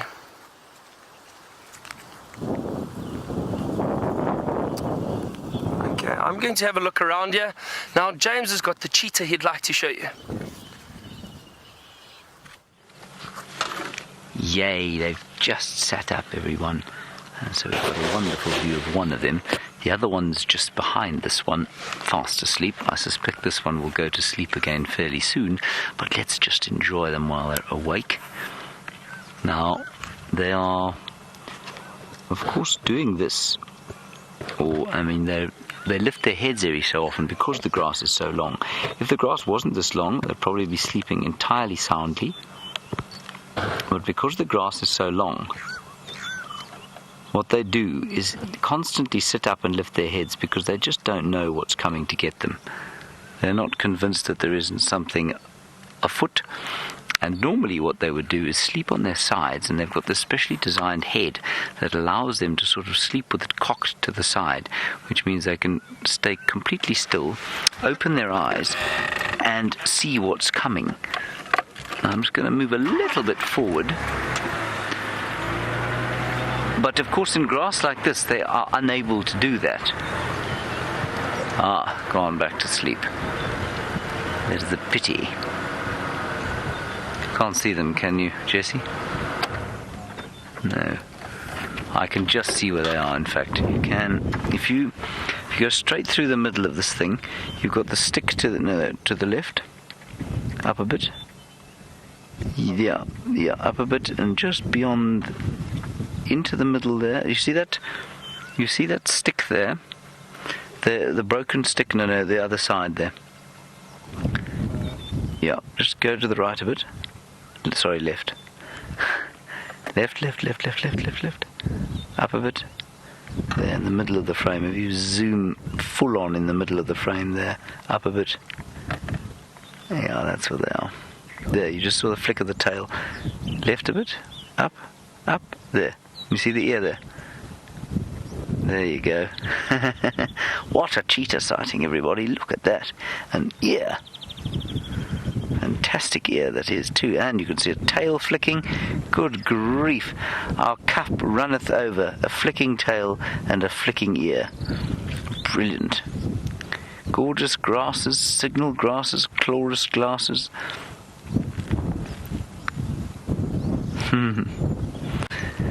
Now, as I was saying, you can see how long that grass is, and it means that they have to keep standing up. They're so nervous of other predators. And they have to be so careful of other predators. They're not capable of fighting anything off. Their only defense is to run, and we know that that is the thing that the cheetah is very best at. Right, quickly to Byron.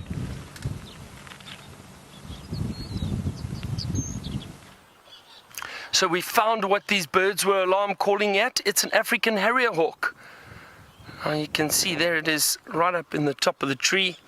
And look at all those birds alarm calling and mobbing it. So it just shows you, we were listening very carefully, and as I thought, there must be something that's upset them. And it can be anything. It could be a snake, like I said, a snake. It could even be a leopard. You never know. But it could also be a bird. And as we know, birds do not like African harrier hawks because they raid nests. Now, that is a beautiful one sitting up in the tree. And there are a lot of birds, all starlings. There were some drongos I saw earlier, but mainly the starlings that have all mobbed that gymnogene or African harrier hawk. So at least we found what they were alarm calling at. It shows you always have to use all your senses out in the bush. Listen, use your sense of smell. You might pick up on the scent of something, or the smell of an animal. Sometimes you can smell elephant, for example. But listening out for alarm calls always will help you find animals, and especially predators like an African harrier hawk who was possibly trying to raid some starling nests. This has been a very interesting walk. I've really enjoyed this. I hope all of you have too. Looks like they're leaving it alone now. Let's see. It's a pity we couldn't get a bit closer to it, but I think if we did go any closer, it would probably fly away anyway.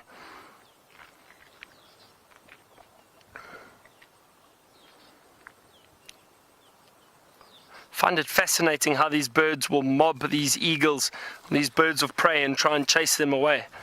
Very interesting, but I think it's purely, and they know, those birds raid nests. They will kill their young, they'll feed on the chicks, so they don't want them around. Same with owls.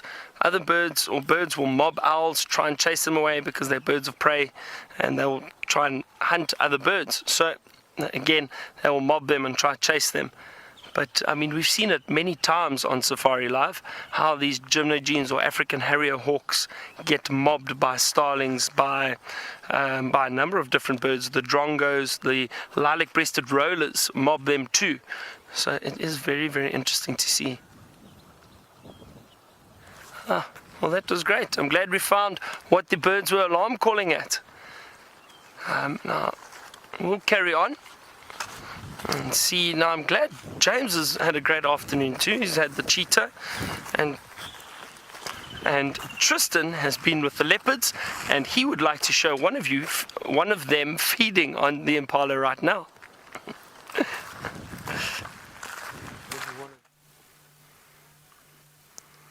Well, welcome back, guys. As you can see, we've got little Xongili has taken the place of her mom and is now having a good feed on this impala carcass.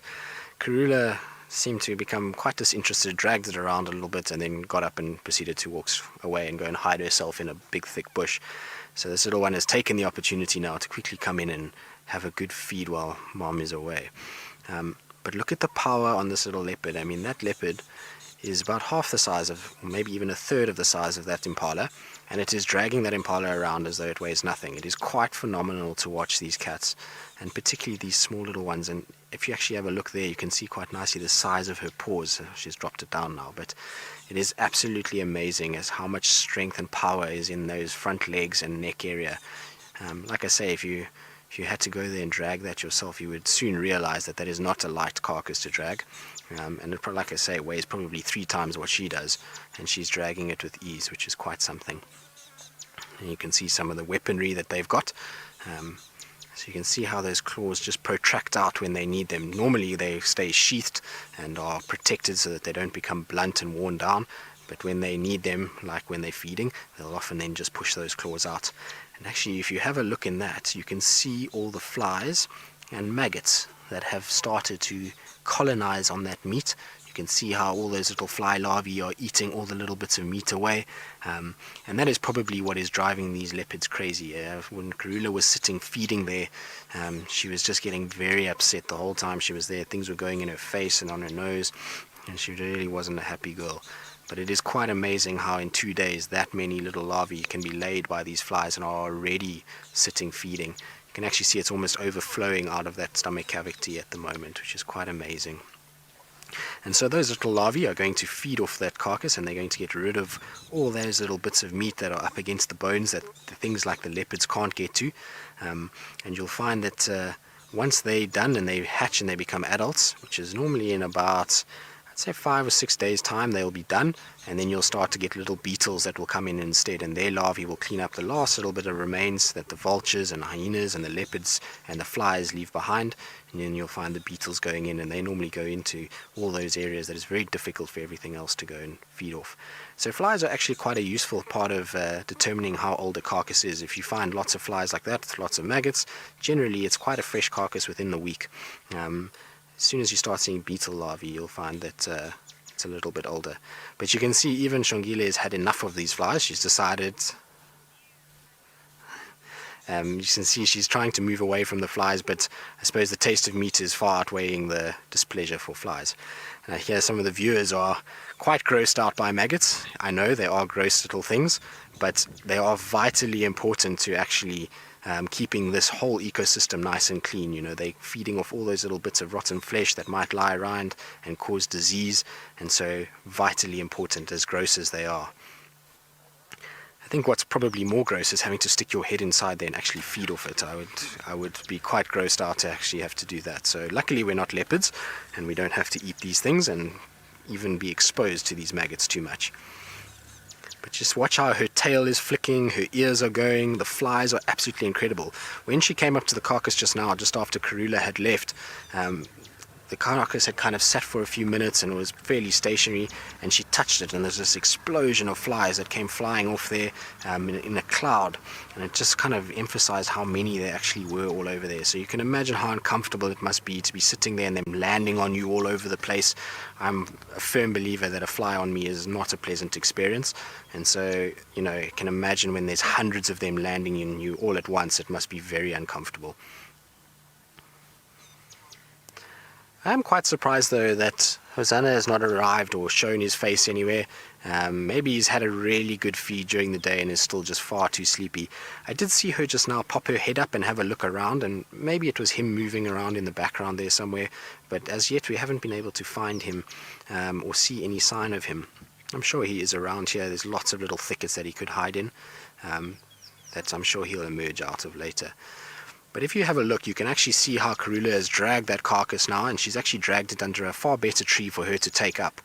So I'm sure that part of the kind of dragging process was to get it to this tree where she can utilize those branches and get it up there and away from the ground, and possibly away from the flies and away from, like I say, other predators like hyenas and lions, where she can then probably feed a little bit more at ease.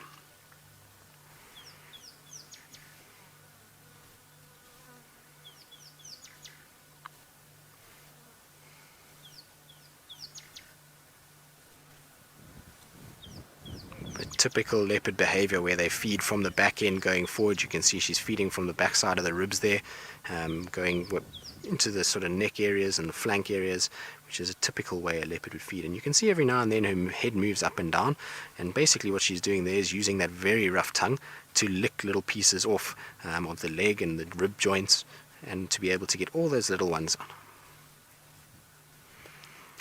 So Diana wants to know if the flies will disappear at night.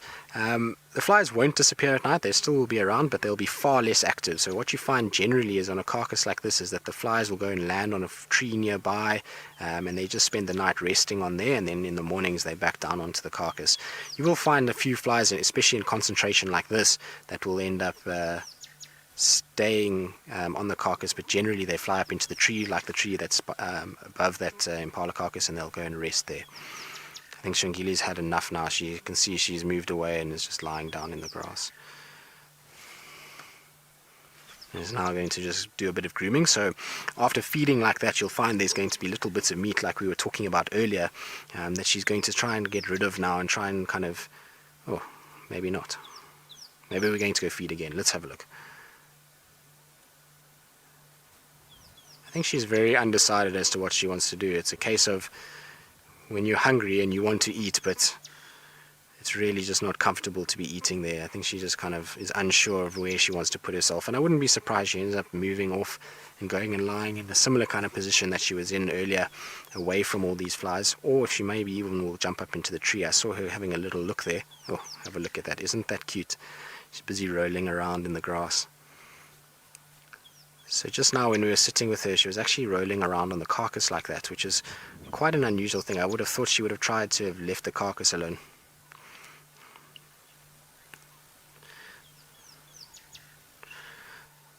So Waz would like to know if the leopard would take a bite out of the maggots. So Waz, in my experience, no, they don't. I'm sure they do consume a few maggots when they're feeding, so every now and then they'll grab a bit of meat here and there that will have a maggot or two on it. And yes, like you say, they are huge protein sources, and so they can eat those and digest those. But you probably find that they, in a situation like this where you've got a big carcass, there's far tastier bits of meat than a ball of moving maggots, and so for them they'd rather target those kind of big chunks of meat and get those big chunks of protein into their system than those small little ones. You might find in a situation where they were desperate for food, if they were battling to find food, then maybe they would lap them up. I have seen leopards eating termites quite regularly. I've seen them eating grasshoppers, so they do eat insects from time to time, but in a case like this, there's so much meat on that impala carcass that she really doesn't need to worry about those maggots too much. It'll be far tastier to eat the chunks of impala than it is going to be eating a whole bunch of wriggling little maggots.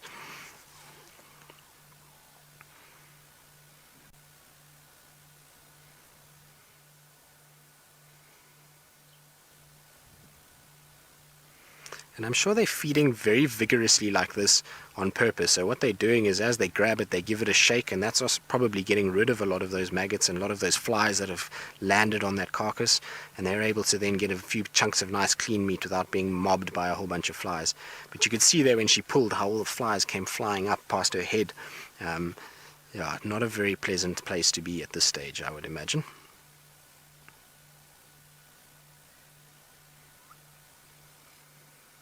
Look at the power as she drags that, amazing. I'm not quite sure where she's dragging it to. I think she's, youthful exuberance is probably just trying to drag it away from the flies. She hasn't quite learnt yet that flies with wings tend to follow, and they'll just carry on. Wherever she drags it, they'll end up landing on it again anyway. But maybe she thinks if she drags it enough, the flies will leave her alone. But at this stage, not winning at all.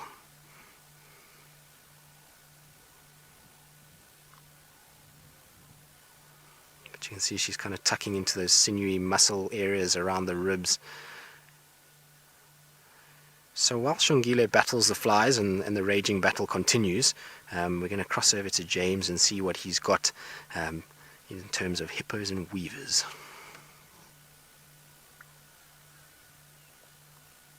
Right, well, we're at Buffalo Pan here, and there was a hippo, but I think he's a young bull who's quite nervous.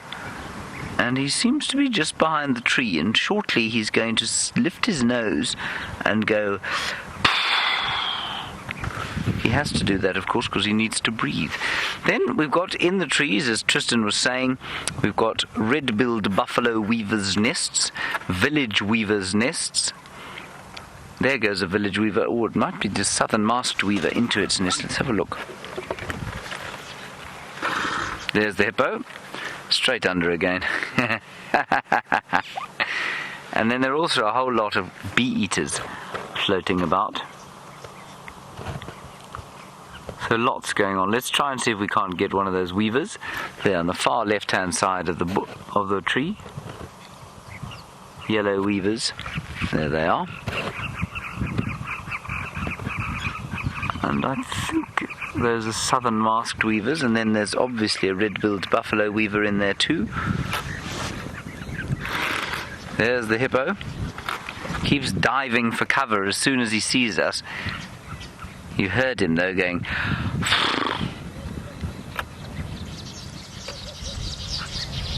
So keep an eye out. Now they'll love the sound of those weavers. Swizzling calls. I've definitely seen southern masked here, but they're probably also village weavers. Definitely lots of village weavers. Now the difference is that the southern masked has got a red eye, the village weaver not so much. Both of them are basically yellow with a black mask. And I'm trying to think, and there's carmine bee-eaters, carmine bee-eaters in the top of the tree now, bright red and blue. Keep going up a bit there, up, and to the right, up a bit, keep going up. There you are. Well done. Carmine bee eater. Ooh, all the weavers are coming back home now. And I'll show you the difference between the southern masked and the village shortly in the book. Oh, the one on the... There's the carmine bee eater, but the one on the very far left, you can see a weaver actually building his nest. It's not complete. So go down a bit from that one, straight down from there. There, yeah. Just zoom in there. That's it, and to the left of it. Left, left, left. That's the one. You see there? He hasn't finished building his home. That means he won't have a wife. Because his wife needs a home to live in. There's a great deal of competition here. Much house building. And all of the house building in an effort to attract a lady. Suddenly they've all come home. Now these are mostly village weavers.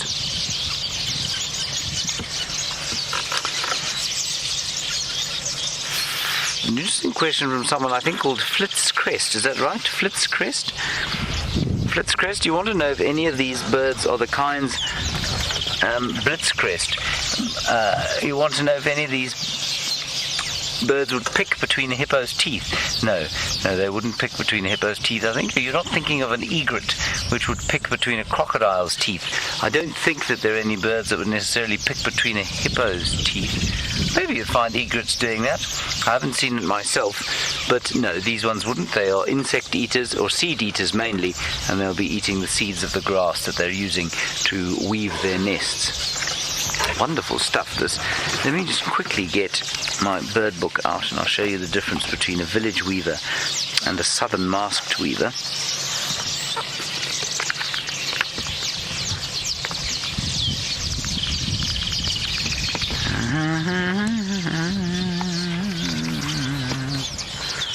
Right, I was wrong about the red eye actually. They've both got red eyes. But I'll show you why most of them are village weavers. If you come and have a look here. There we have the two. That's the spotted back there. There's the village weaver. At least that is the spotted backed or village weaver. That is the masked weaver. And you can see that the spotted backed has a mask that extends down the front of the body, and they're also very spotty on the back, and these are very, very spotty on the back, and I actually saw one of those. Then if I turn back the page, I think it's that page, maybe 2 pages, maybe 3 pages. No, it may be 1 page forward.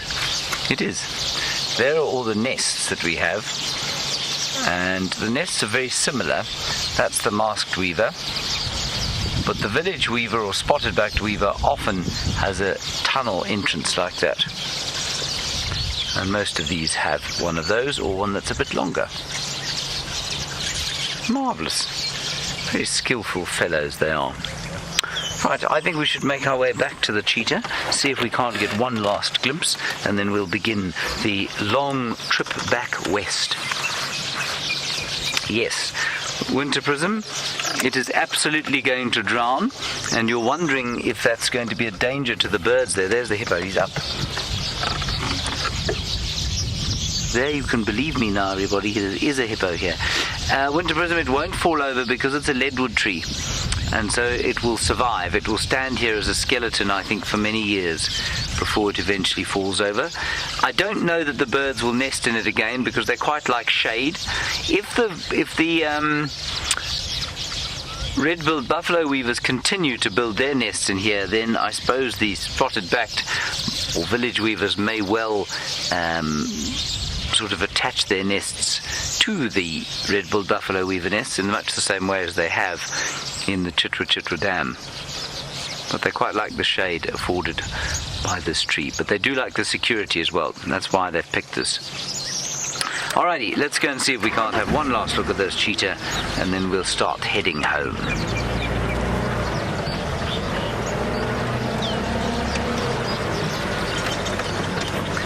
Hello, James.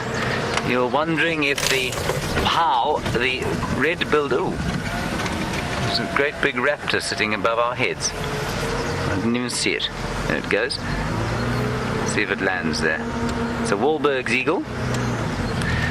James, you're wondering how the red-billed buffalo weaver got the name buffalo in its name. I don't know, I'm afraid. I suspect that it's probably from the colour or from its slightly belligerent nature. It's also quite a lot bigger than most of the other weavers, except the thick-billed weaver. So, yeah, I don't know. I'm afraid. There must be some reason. It may be lost to history, but it might not be. Someone might know. That's quite a nice dam, that, isn't it? So we must spend a bit more time there, I think. Now, apparently Byron is behaving like a clown, and he'd like to show you in what way.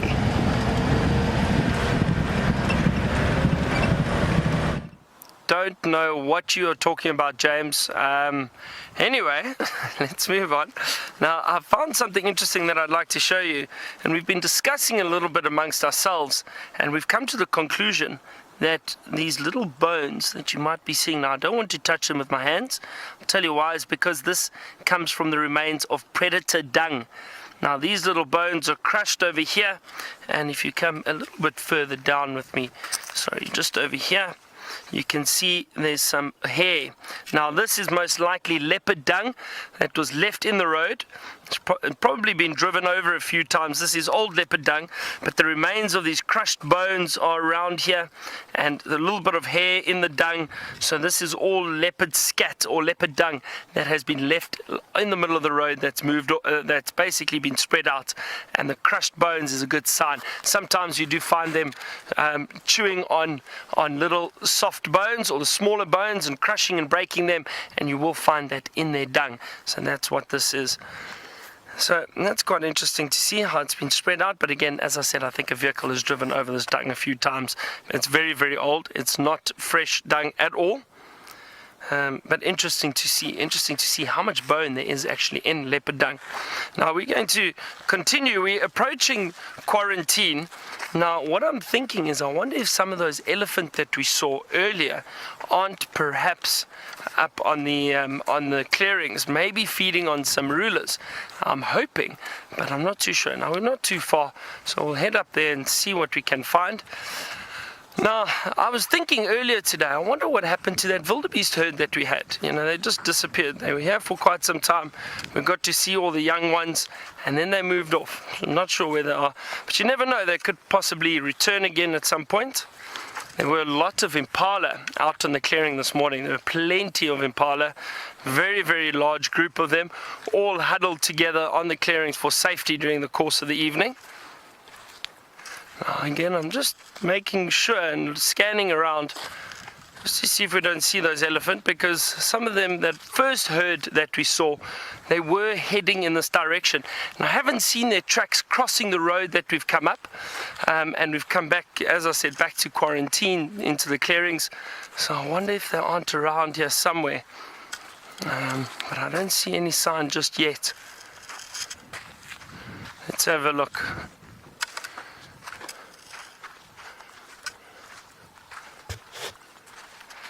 Is that something down there?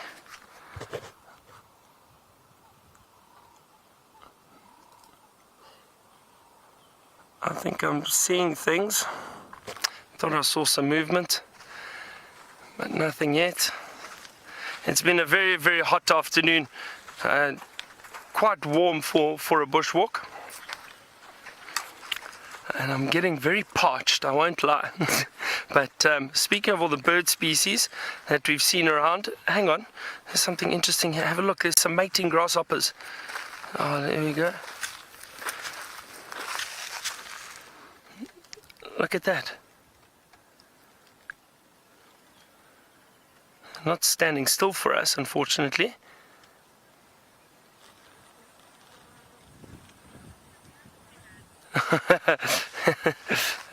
Louise says perhaps they want some privacy, so maybe we should leave them alone. Now, Tristan had a bird. I hope it's still around. Let's head to him and see if it is.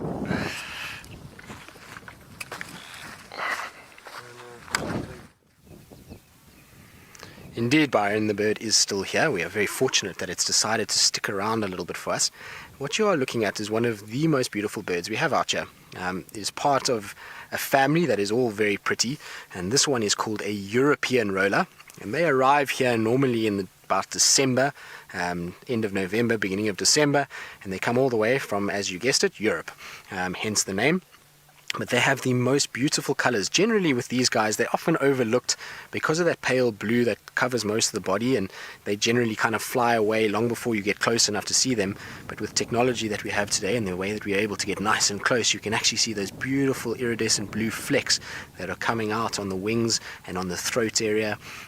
Very, very, very pretty bird indeed. Now, you can tell by just looking at the beak of this bird, it's got that little recurved beak that goes towards the end, that this is a predatory bird. So these European rollers are birds that will use branches like this and will then take off and fly and grab grasshoppers and varying insects that are flying around near it. And so soon, in about a month and a half, we'll end up with a situation where these birds are going to start heading back northwards, and they'll be going up back into Europe and North Africa. But isn't that spectacular? So we decided that we would be leaving Karula&Xongili and go and kind of have a little look around, see what else was out there, and this guy caught our eye as we were kind of going out there. So the plan is that we're going to start heading towards sort of Bushwalk Dam, see if maybe there's anything lurking around the dam. I know that the Inkahumas were last seen going up into Bushwalk, so maybe we get lucky and they've come in search of water and we maybe find them lurking around here somewhere. So that is the idea, is we're going to probably carry on and leave this European roller to its perch. Thank you very much for sticking around. Oh, there we go. Look at those colors. Isn't that absolutely incredible? It's gone from a good sighting to a great sighting. Isn't that amazing? And in this light, we have the most exquisite light coming out at the moment. The sun has just dipped below the clouds, and we've got that late afternoon gold light, and it is making those colors absolutely stand out. It is one of the most amazing things to see. It's incredible how we look at these birds often, and we often forget just how pretty they are. And in light like this, and in a nice open kind of branch like this one is sitting in, it is absolutely unbelievable.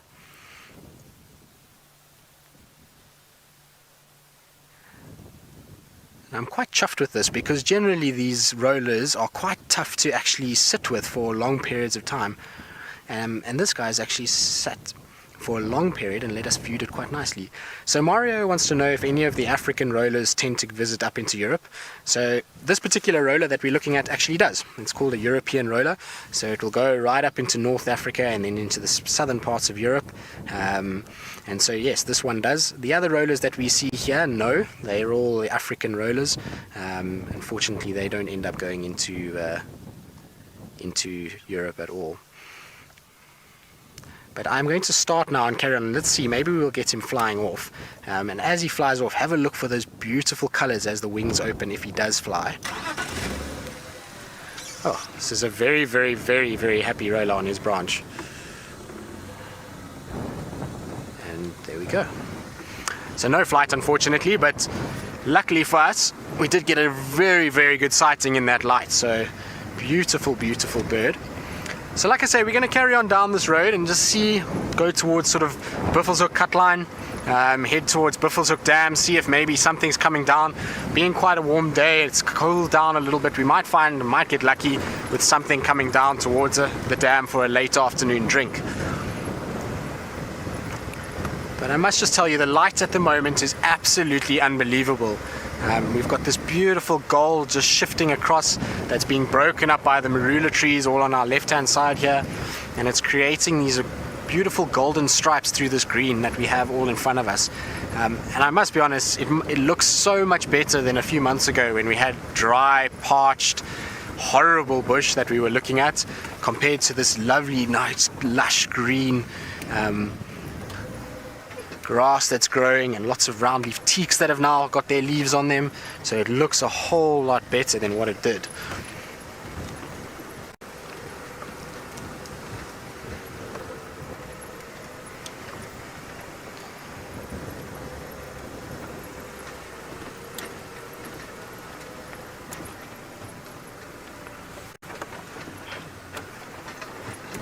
So the dam's not too far in front at this stage. So I'm just looking very carefully on the road, trying to see if there's any tracks or anything that is leading down here. Maybe we'll get lucky and there'll be a couple of hippos, or better yet, some elephants. Always nice to see ellies in the water late afternoon. So let's have a look and just see. I do see there are tracks for elephants here, but they look like they're going away from the dam at this stage. I don't think those are very fresh either. I see that there's some footprints of a person on top of that looks like they were maybe tracking there this morning, so we won't be following those ellie tracks.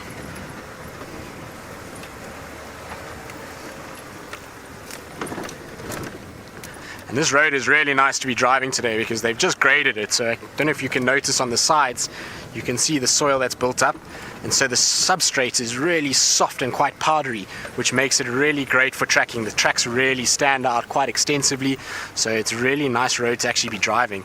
Most of the roads now, after the rain and the driving on them, have compacted, and it's made tracking a little bit more tricky. So we're just going to take a little turn down here and just see.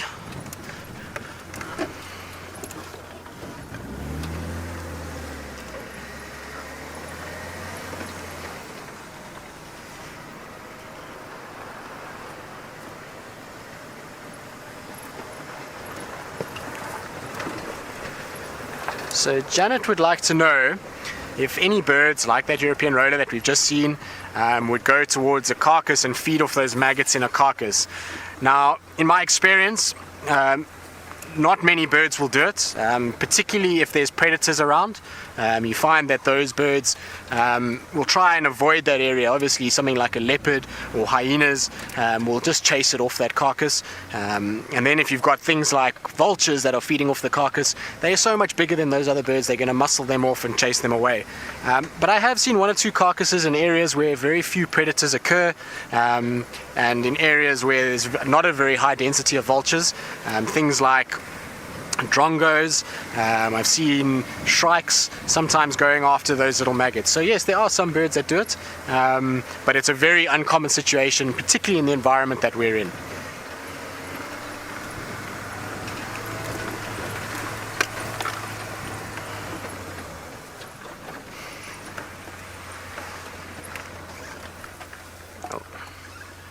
So I don't know if you guys can get that there, but there's a little red-backed shrike that is fluttering about in there. So you can see it there. And this is another one of our migratory species. This is another bird that will fly into Europe, as far as even Russia sometimes, which is quite incredible when you think about the size of that little bird, that it can make its way all the way to Russia and then back to Africa every year is pretty incredible. But these little guys, as you can see, the name, where they get the name is that little russet red back that they have. Unfortunately, he's gone deep into the thicket, so not very much view of him, so we're going to kind of carry on. I'm sure we'll find some more as we go.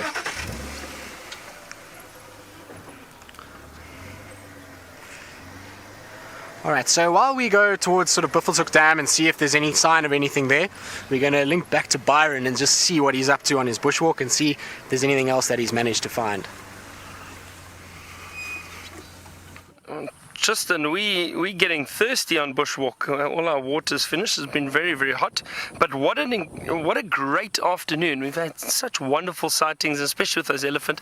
And now just getting a beautiful sunset. The sun is about to start dropping. And it is lovely out this afternoon. Now it's starting to cool down a little bit. There's a bit of a breeze.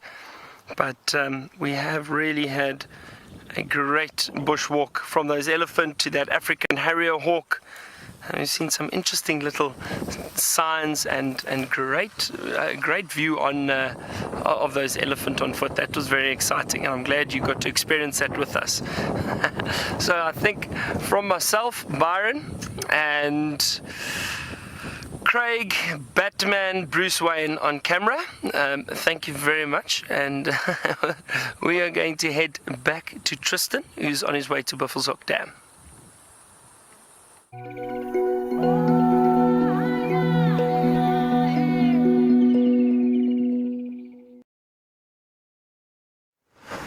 So we're Still not quite at Bushwalk Dam, getting a bit sidetracked here. There was a couple Wahlberg's eagles that we saw.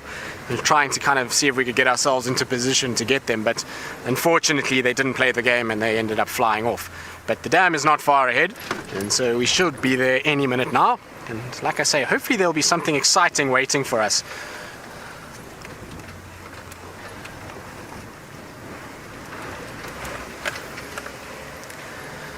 It is so pleasant right now. The temperature has really dropped. There's this beautiful breeze blowing. It has become the most gorgeous afternoon. When we first started out, it was a little bit on the warm side, I must be honest, but it's now cooled down quite nicely, and it is an absolutely beautiful time of the day. And it's a time of the day that hopefully will lead to quite a bit of activity. We should hopefully start seeing some things coming out, and like I say, a good time to head towards water for a drink. The dam is just here on our right. So far nothing that I can see, but we're just going to round up the hill here and just see if there's anything.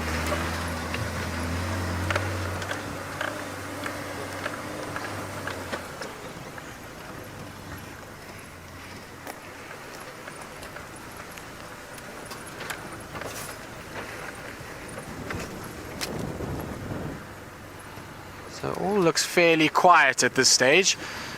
We're going to just have a little scan around and see maybe there's some good birds that are in these little muddy areas. It's a perfect place for little waders to be bouncing around and looking for any sort of signs of insects that are on the edge of the mud. So I'm just going to have a little scan with the binos. There are 2 Egyptian geese on the far right. They are ever present at most of these water holes these days. There's actually been quite a big increase in Egyptian geese over the last 10 years. And a lot of it is what they reckon is to do with factories and farms and places like that that are dumping fertilizers into a lot of our rivers, which is causing a massive bloom of Spirogyra algae to grow. And so Egyptian geese, that's one of their favorite things that they feed off, and they end up obviously finding a lot of food, which then allows for them to start inhabiting those areas, and they then populate, and soon they are taking over. The problem with the Spirogyra is that it often will clamp onto rocks and logs and those kind of things, and it becomes very slippery. And so frogs and fish and tadpoles and all these kind of animals that utilize those areas and those surfaces to stick their eggs on, unfortunately can't do that anymore. And so that's why a lot of the other waterbird species that feed on those different animals are unfortunately becoming less and less, and why the number of Egyptian geese is growing. Alright, and so while we're looking around the Bushwalk Dam for any sign of anything, we believe James has got those 2 cheetah and they are on the move, so let's get across to him and see what's going on. There they are, everybody. Isn't that special? Well, they were on the move. They now seem to be on the sleep. It seems to be the standard thing these chaps are doing, but they've walked straight north onto Cheetah Plains, and so we've got them. Even if they do go to sleep, we have them with us. I think that is just too beautiful. Hey? How wonderful. Right, I especially drove all the way up here because I thought they were going to get up and move. And we can get a little bit closer to them. And so we're just going to quickly look down there, because there's the great herd of beefaloes. Well, it's not a great herd, it's about 20 of them, moving up towards the waterhole not too far from here. There they go. And now the cheetah is coming past us. It poses no threat to those buffalo. Of course. I'm not sure that it knows that, though. Now, Nick, you want to know if male cheetah typically stay together. They do if they're brothers. So these guys are brothers. And so they've formed a coalition.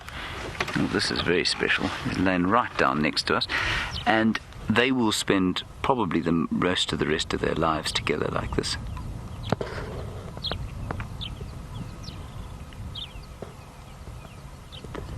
Isn't that lovely?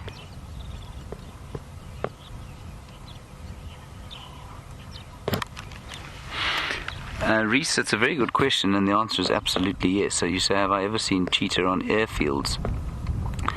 Because they're a flat area. Absolutely I have. And it happens quite frequently that they operate on airfields. Because of course there's space for them to run. Now you wouldn't see them normally on the airfield, they'd normally be lying on the fringes of the airfield.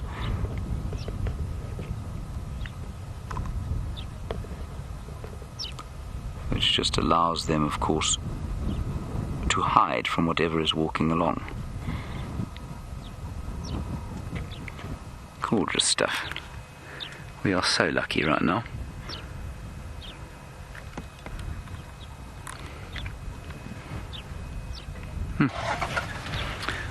Right, it's going into our shadow. We'll just do a little bit of a turn around. Oh, right up here. Let's just watch this one going past here.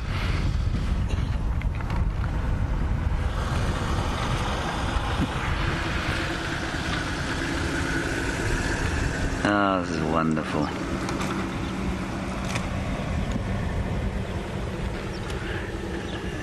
James, you're wondering if cheetah, rather like male lions, will separate from each other every so often to patrol territories separately, like the Birmingham boys do, for example. I suppose they might sometimes, but I've never seen these guys do that. These guys tend to be in the same area all the time. They don't normally change where they are at all, at least change the sort of their arrangement. And I think it's for two reasons. One is for protection, and one is because their territory isn't that big, and they are quite capable of patrolling it. The density of cheetah in this area is such that there's no real need for them to be patrolling on their own, if you know what I mean. Rather special, this. Gorgeous stuff. Sometimes all is right with the world, as I like to say, during moments like this. And it's simply because we just don't see these guys very often, do we?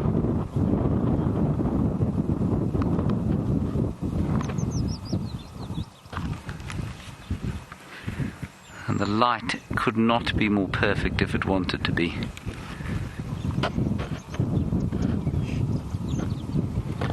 Of a sneeze there from one of them.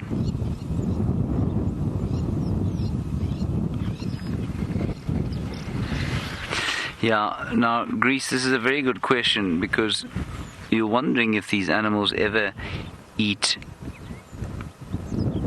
carrion, and they don't, you know. Interestingly, they're not carrion eaters in the slightest. They are only fresh meat eaters. They're, with the wild dogs, one of the only species that we get out here that will only eat fresh meat.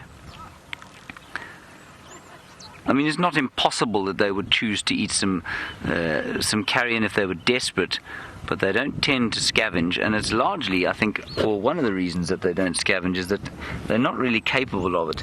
They're not capable of chasing other animals off kills. And so they don't tend to worry about that sort of thing. They'll try and kill their own kills. And I suspect because they've totally sort of over-specialized... Sorry, I've got something in my eye. They've totally over-specialized in... by becoming so fast and by developing the physiology and the morphology to be able to run at the speeds that they do, they've lost the versatility that something like a leopard has, which can scavenge and does a very good job of scavenging. But these chaps just don't have the physical capability to fight off others. So if they found a carcass that was unattended and it wasn't too far past the sell-by date, then I suppose they might have a bit of a bite at it, but normally not, no.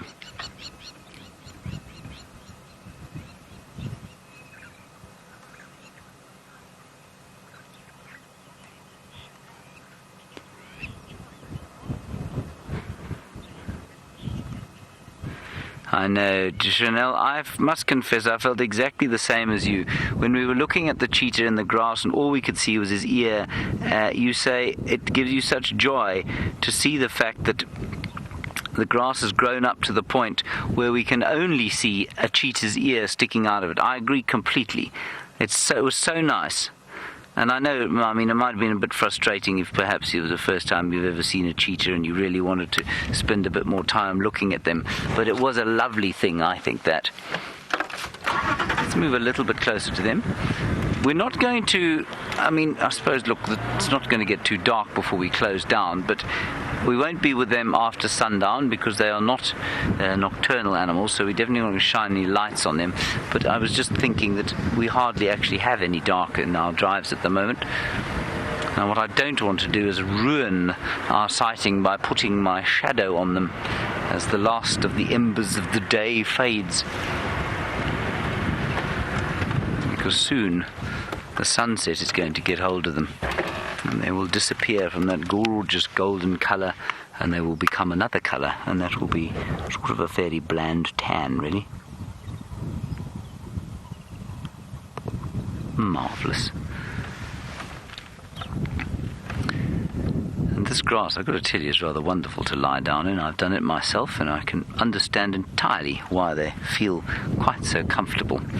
Right, we're going to see what these cheetahs do, and we'll see if they show us more than just their ears. While we do that, Tristan would like to show you why it is that they're fading from gold to dull tan.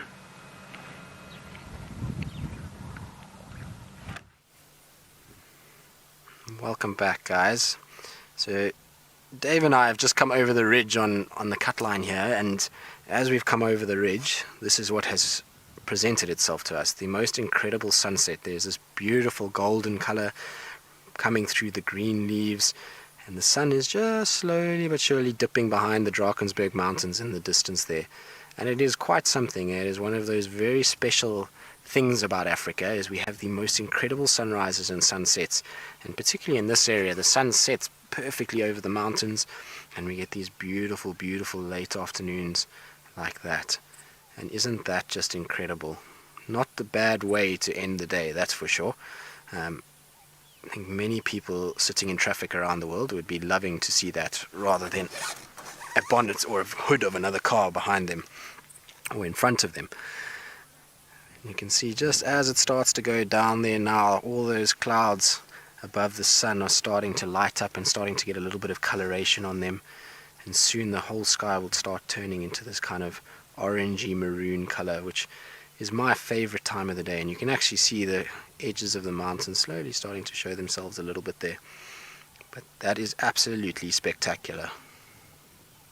What a beautiful way to finish the day.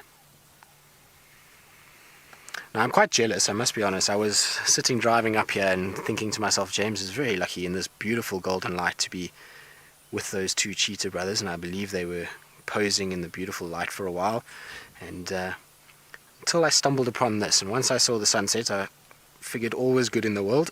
I'm still very fortunate to be able to gaze upon that and to see that most days of my life. So not feeling too bad for myself anymore, and quite happy for James that he got a very good cheetah sighting. It's been a while since since I've had a good cheetah sighting, so quite glad for him. But you can see just as the sun's going behind the clouds there, how that coloration is being muted slightly, which is just helping us actually get a really beautiful picture. So that is as epic as it gets in my books. A few storm clouds there on the western boundary as well.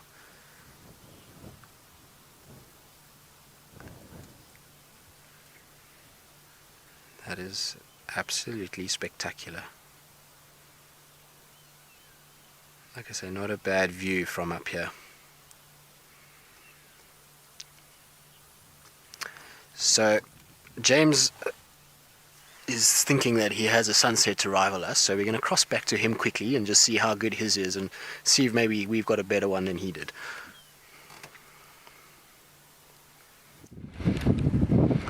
Well, I think you probably do have a better one, given that ours is just about over, but it is in a spectacular sky, and of course you've been looking at it with Tristan that much further to the west, so I imagine it was quite spectacular, and indeed might still be quite spectacular. The cheetah have enjoyed watching the sunset, but they are now no longer bathed in golden light, and this is the time when they would go hunting. Now, Ephraim reckoned that they had just eaten, and they certainly don't seem to be in hunting mode right now.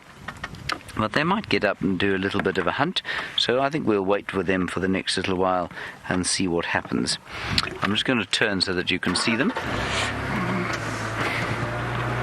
We were just trying to get sort of both sides of the argument, if you like. There they are. What a perfect afternoon it is. And they're both lying quite far apart now from each other, about 30 meters or so, 100 feet. And they're panting quite a lot. I can't see if they've eaten, to be honest.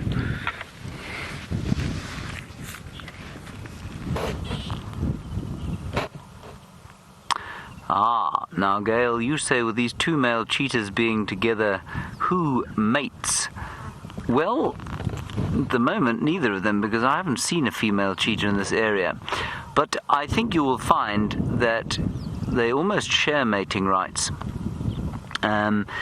It's a well-known sort of, there is some evidence to show, certainly up in the Serengeti, that cheetah females exhibit multi-paternity, so their litters, which can be up to 9 cubs, but that's very unusual, that can have multiple fathers. So I think you'll find if they came across an estrus female, they may well both mate with her. I suspect there might be a bit of conflict between them, and you'll probably find that one of them dominates the estrus cycle for more than the other. But I think you may find that that happens a little bit less than it does with lions, and that they might mate with them. They might both mate. Now, the reason I'm slightly unsure about that is that I've never seen it before, and there are very few who have seen it. It's not a common thing to see. I think it happens quite a lot under the cover of darkness. They're not quite so voyeuristic as leopards and lions, which tend not to really mind how many are watching. Here we go to the right-hand side. We've got the one male coming along.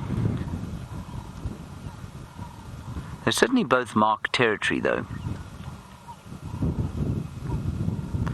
And the territory they mark is simply from other male cheetah. It's not to dissuade the presence of other predators, because other predators are generally not afraid of them at all. And they're not as affectionate as lions. I mean, they definitely like being around each other, but you can see they don't have that head rubbing and that sort of thing. And Ginny, you're wondering also if they behave like lions at a kill. In other words, do they box each other and fight in the same way that lions do? Ginny, they don't, you know. They're much more likely to share. I'm sure that there is a little bit of aggression, in the same way that there is a little bit of aggression at a wild dog kill, but nothing substantial. And I think you'll find it's probably exactly the same with these cheetah. They eat as fast as they can. They bolt their food because they know that if they kill something, they are going to attract vultures, which in turn will attract other predators like lions and hyenas. Now, remember I was talking about the way they lie down with their heads to the side. This is what I meant. They're able to go to sleep with their heads at the most uncomfortable looking angle. They can sleep like they're lying right now. Now, if you're not too sort of infirm, you try and do that. You try and lie down and on your side, and lift your head into a position where you can see completely sort of parallel with the ground, so your eyes are horizontal, and see how quickly you get a crick in your neck, because I certainly can't do it. And these guys have adapted that they're able to lie like that just precisely so that they can open their eyes, swivel their head slightly, and see if there is any threat on the horizon, or indeed if there's any prey. None of the other cats can do that. If you watch a leopard or a lion, yes, they can lift their heads to that position, but they don't rest like these ones do. They will eventually put their heads back down or lie on the fronts. They cannot lie on the side with the head completely horizontal, with the eyes completely horizontal to the ground. It is wonderful. It really is a gorgeous, gorgeous sight. So, I mean, look, we've still got a bit of light, so I think we'll probably stay with them. We might be able to stay with them for the rest of the drive, so we'll try and do that and see if they don't get up. If we scan around the rest of the clearings, you will find that there's very little going on. I think the buffalo have probably headed off towards Cheetah Plains Pan over there. And otherwise, things are very quiet down here, and I don't know what these fellows were thinking about when they came here.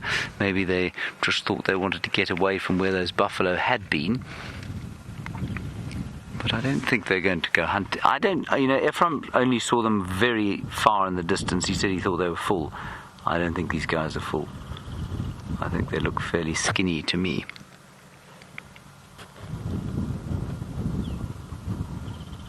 So with any luck,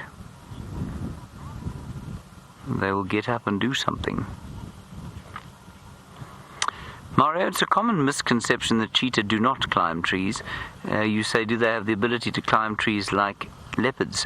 The answer is no, they don't, but they do climb. They need trees that are sort of slightly angled. They will manage to get up angled trees, and they don't climb, straight into the boughs of trees and lie in them. They can rest on low trees though, but they do need a trunk that is slightly angled, and often they climb for lookout and to mark their territory. They will often leave their dung and urine on a fallen over stump or tree. So I mean, look, it's climbing in the same way that I guess I would climb a tree, where it's pretty awkward, and unless the tree's most convenient, then it's not possible.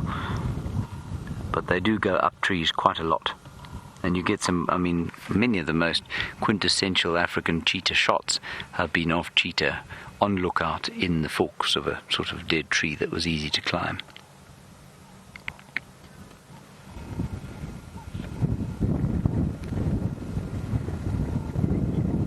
The wind is just gently blowing from the northeast. Winter prism, you want to know what type of eyes they have. I don't know if you are talking about the colour or the shape of the pupil. Winter prism, they've got orange eyes, very much like our friend Amber Eyes of the Ninkapuma Pride, but they've got orange, at least round pupils. So apparently the round pupil is best for the coursing predator, or any predator that actually has to give chase, as opposed to purely pounce. Here we go. They've spotted something. I can't see what it is. The only part of me that wants to agree with Ephraim on the state of their fullness is that they're lying in the open. They're not lying on the fringes of the clearing, which is what they're much more likely to do. I cannot see what that cheetah is looking at. Miles and miles to the south, I suspect. And obviously it wasn't nearly as exciting as it first seemed. Oh, hi. As we watch this cheetah lift its head as the dusk starts to fall, you say, are they able to hunt at night time? They are, but you will find that they do it only during a full moon, in this area specifically. Their activities are tailored to avoid the activities of the more dominant predators, the lions, hyenas and leopards. So I do know that down at a place called Kwandwe, where they were reintroduced to the Eastern Cape, before the advent of good numbers of leopards and spotted hyenas, they did hunt at night. They did quite a lot of hunting at night. So they probably see all right at night, probably not as well as leopards or lions, but definitely far better than we can. And they will hunt at night in the absence of other pressure from other predators, because it's easier for them. It's much easier, obviously, to sneak through the bushes in the middle of the night and catch something than it is in broad daylight. I think what's also quite interesting here, and I've actually never thought of this before, we tend to think of leopards as traditionally nocturnal predators, and yet you cannot but say that the design of their fur is identical almost. I mean, yes, of course, there's a difference in the way that the spots are arranged and the fact that a leopard has rosettes, but the coloration is the same. and they don't look like lions. The coloration for lions is completely different. And I think that probably means that their hunting activity is probably focused much more similarly than we think it is. So leopards, of course, we know, especially Karula, will hunt in the day. They will absolutely hunt in the day if they have to, and sometimes by choice if it's cool.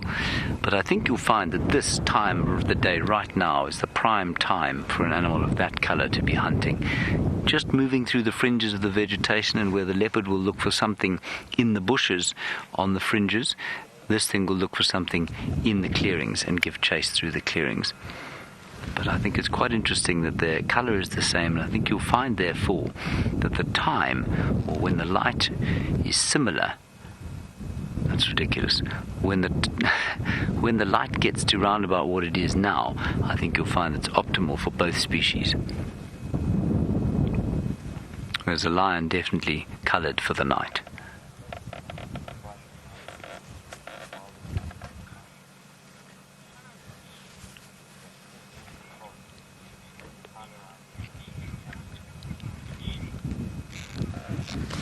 Right, yeah, no, winter prism, that's what I thought you meant. You said you were talking about shape, not colour. Yes, they've got round pupils, so like a lion and a leopard, or a wild dog, and that allows them, I'm not really sure that it's so much better than having, say, the slit eyes.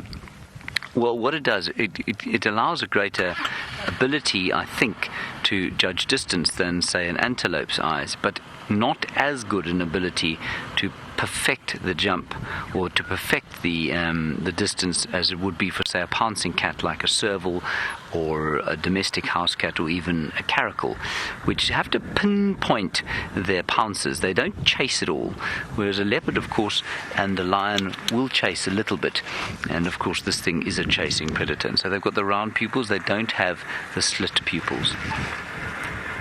And just as Andrew drives off-road there, the smell of the aniseed is just too wonderful. It's gorgeous. So we're sitting with two of the most beautiful cats we have here, and some marvelous, marvelous smells. Okay, I think we're going to call it quits with these cheetah, if that's all right. It's getting a little bit dark. We don't want to put any pressure on them. So we're going to head across to cheetah. We're going to head across to Tristan, who has got a bird in the sunset.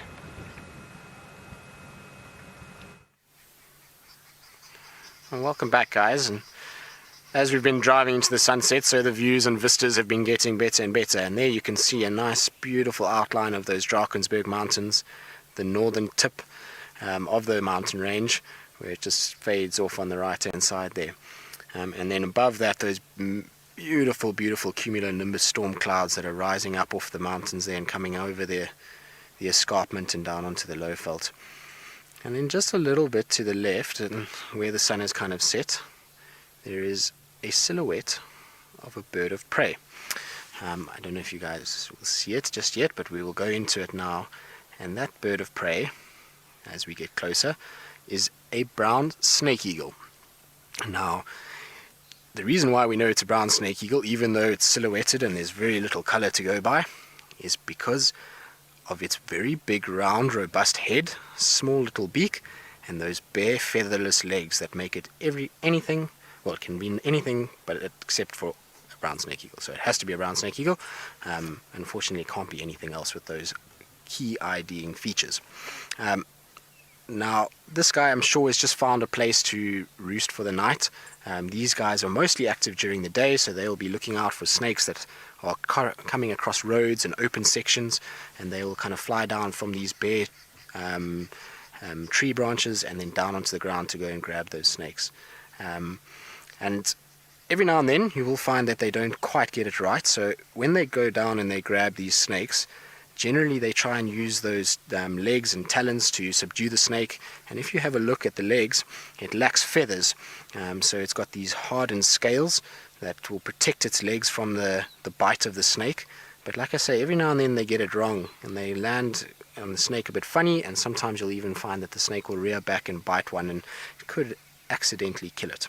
Right, there has been one or two recorded cases of it. In fact, there was one recorded case not too far from here, I actually managed to see the after effects of that. I've got to see the eagle and the black mamba that had bitten it, but I actually didn't get to see the black mamba biting it, but I believe it was absolutely incredible. But that silhouette is absolutely magical. You can see there's a little Burchell starling that's joined as well now on the left hand side, and they've just completed the picture perfectly for us. What a beautiful, beautiful sighting. Now this brown snake eagle is actually not a proper eagle. It is not a true eagle. It is one of...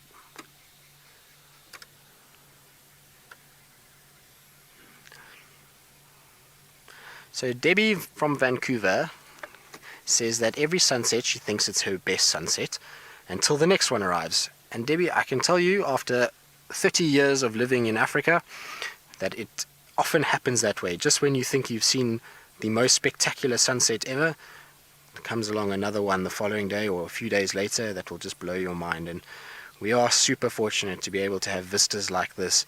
As you can see there, you can see the beautiful cloud bank that we've got coming in from the south, with those clouds also coming over the Drakensberg Mountains in the west, the brown snake eagle in the dead tree on the left hand side, and isn't that just spectacular? What a beautiful, beautiful sight. So with the road kind of going in towards it all, just completes the picture completely.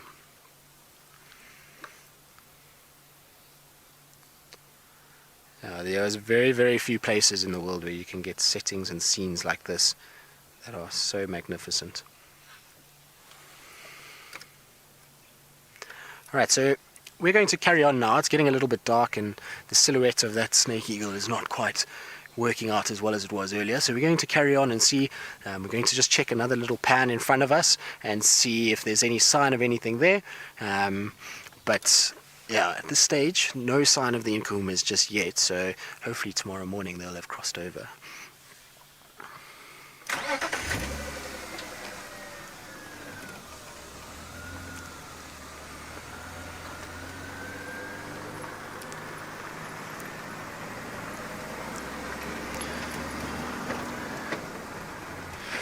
Alright, so we're going to go back to James for his goodbyes, and then we will see you guys in a little bit.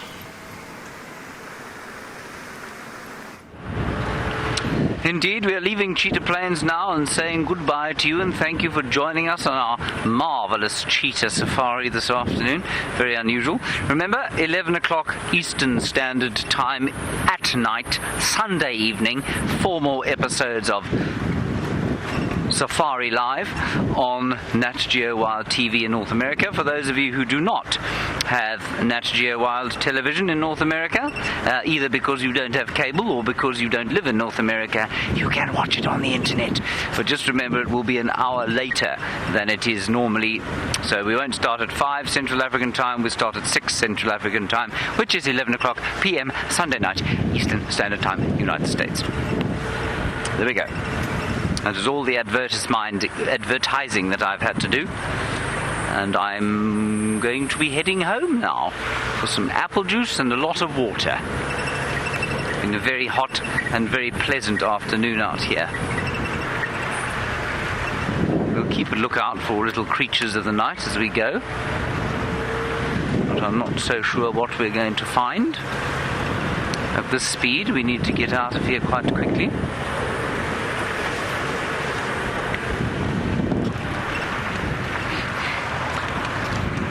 One day, of course, I do hope to see a female cheetah lurking around here. Righty, that is going to be our last goodbye then. Let's head across to Tristan now so he can bid you a fond farewell. Thanks very much for joining us, and we'll see you tomorrow at 5 in the morning.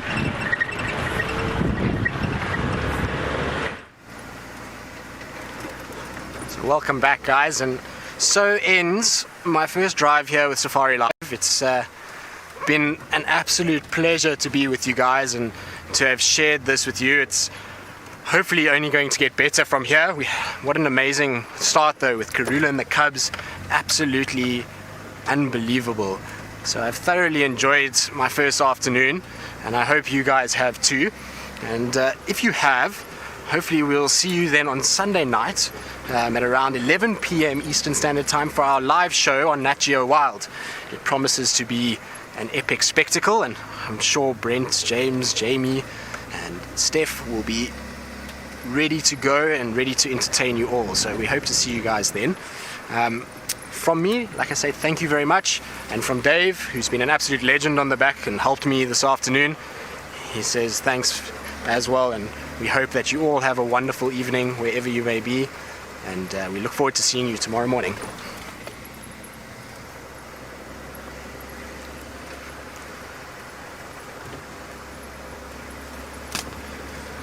I just also want to add to all those viewers that have sent messages and have sent me Facebook messages and the likes, just to say thank you very much. You've all made me feel very at home, and like I say, I'm looking forward to this journey with all of you, and I hope that it will be a long one and a very memorable one. And so I hope to see you all and to hear from all of you over the coming few days and few weeks, and like I say, hopefully for the coming few years as well.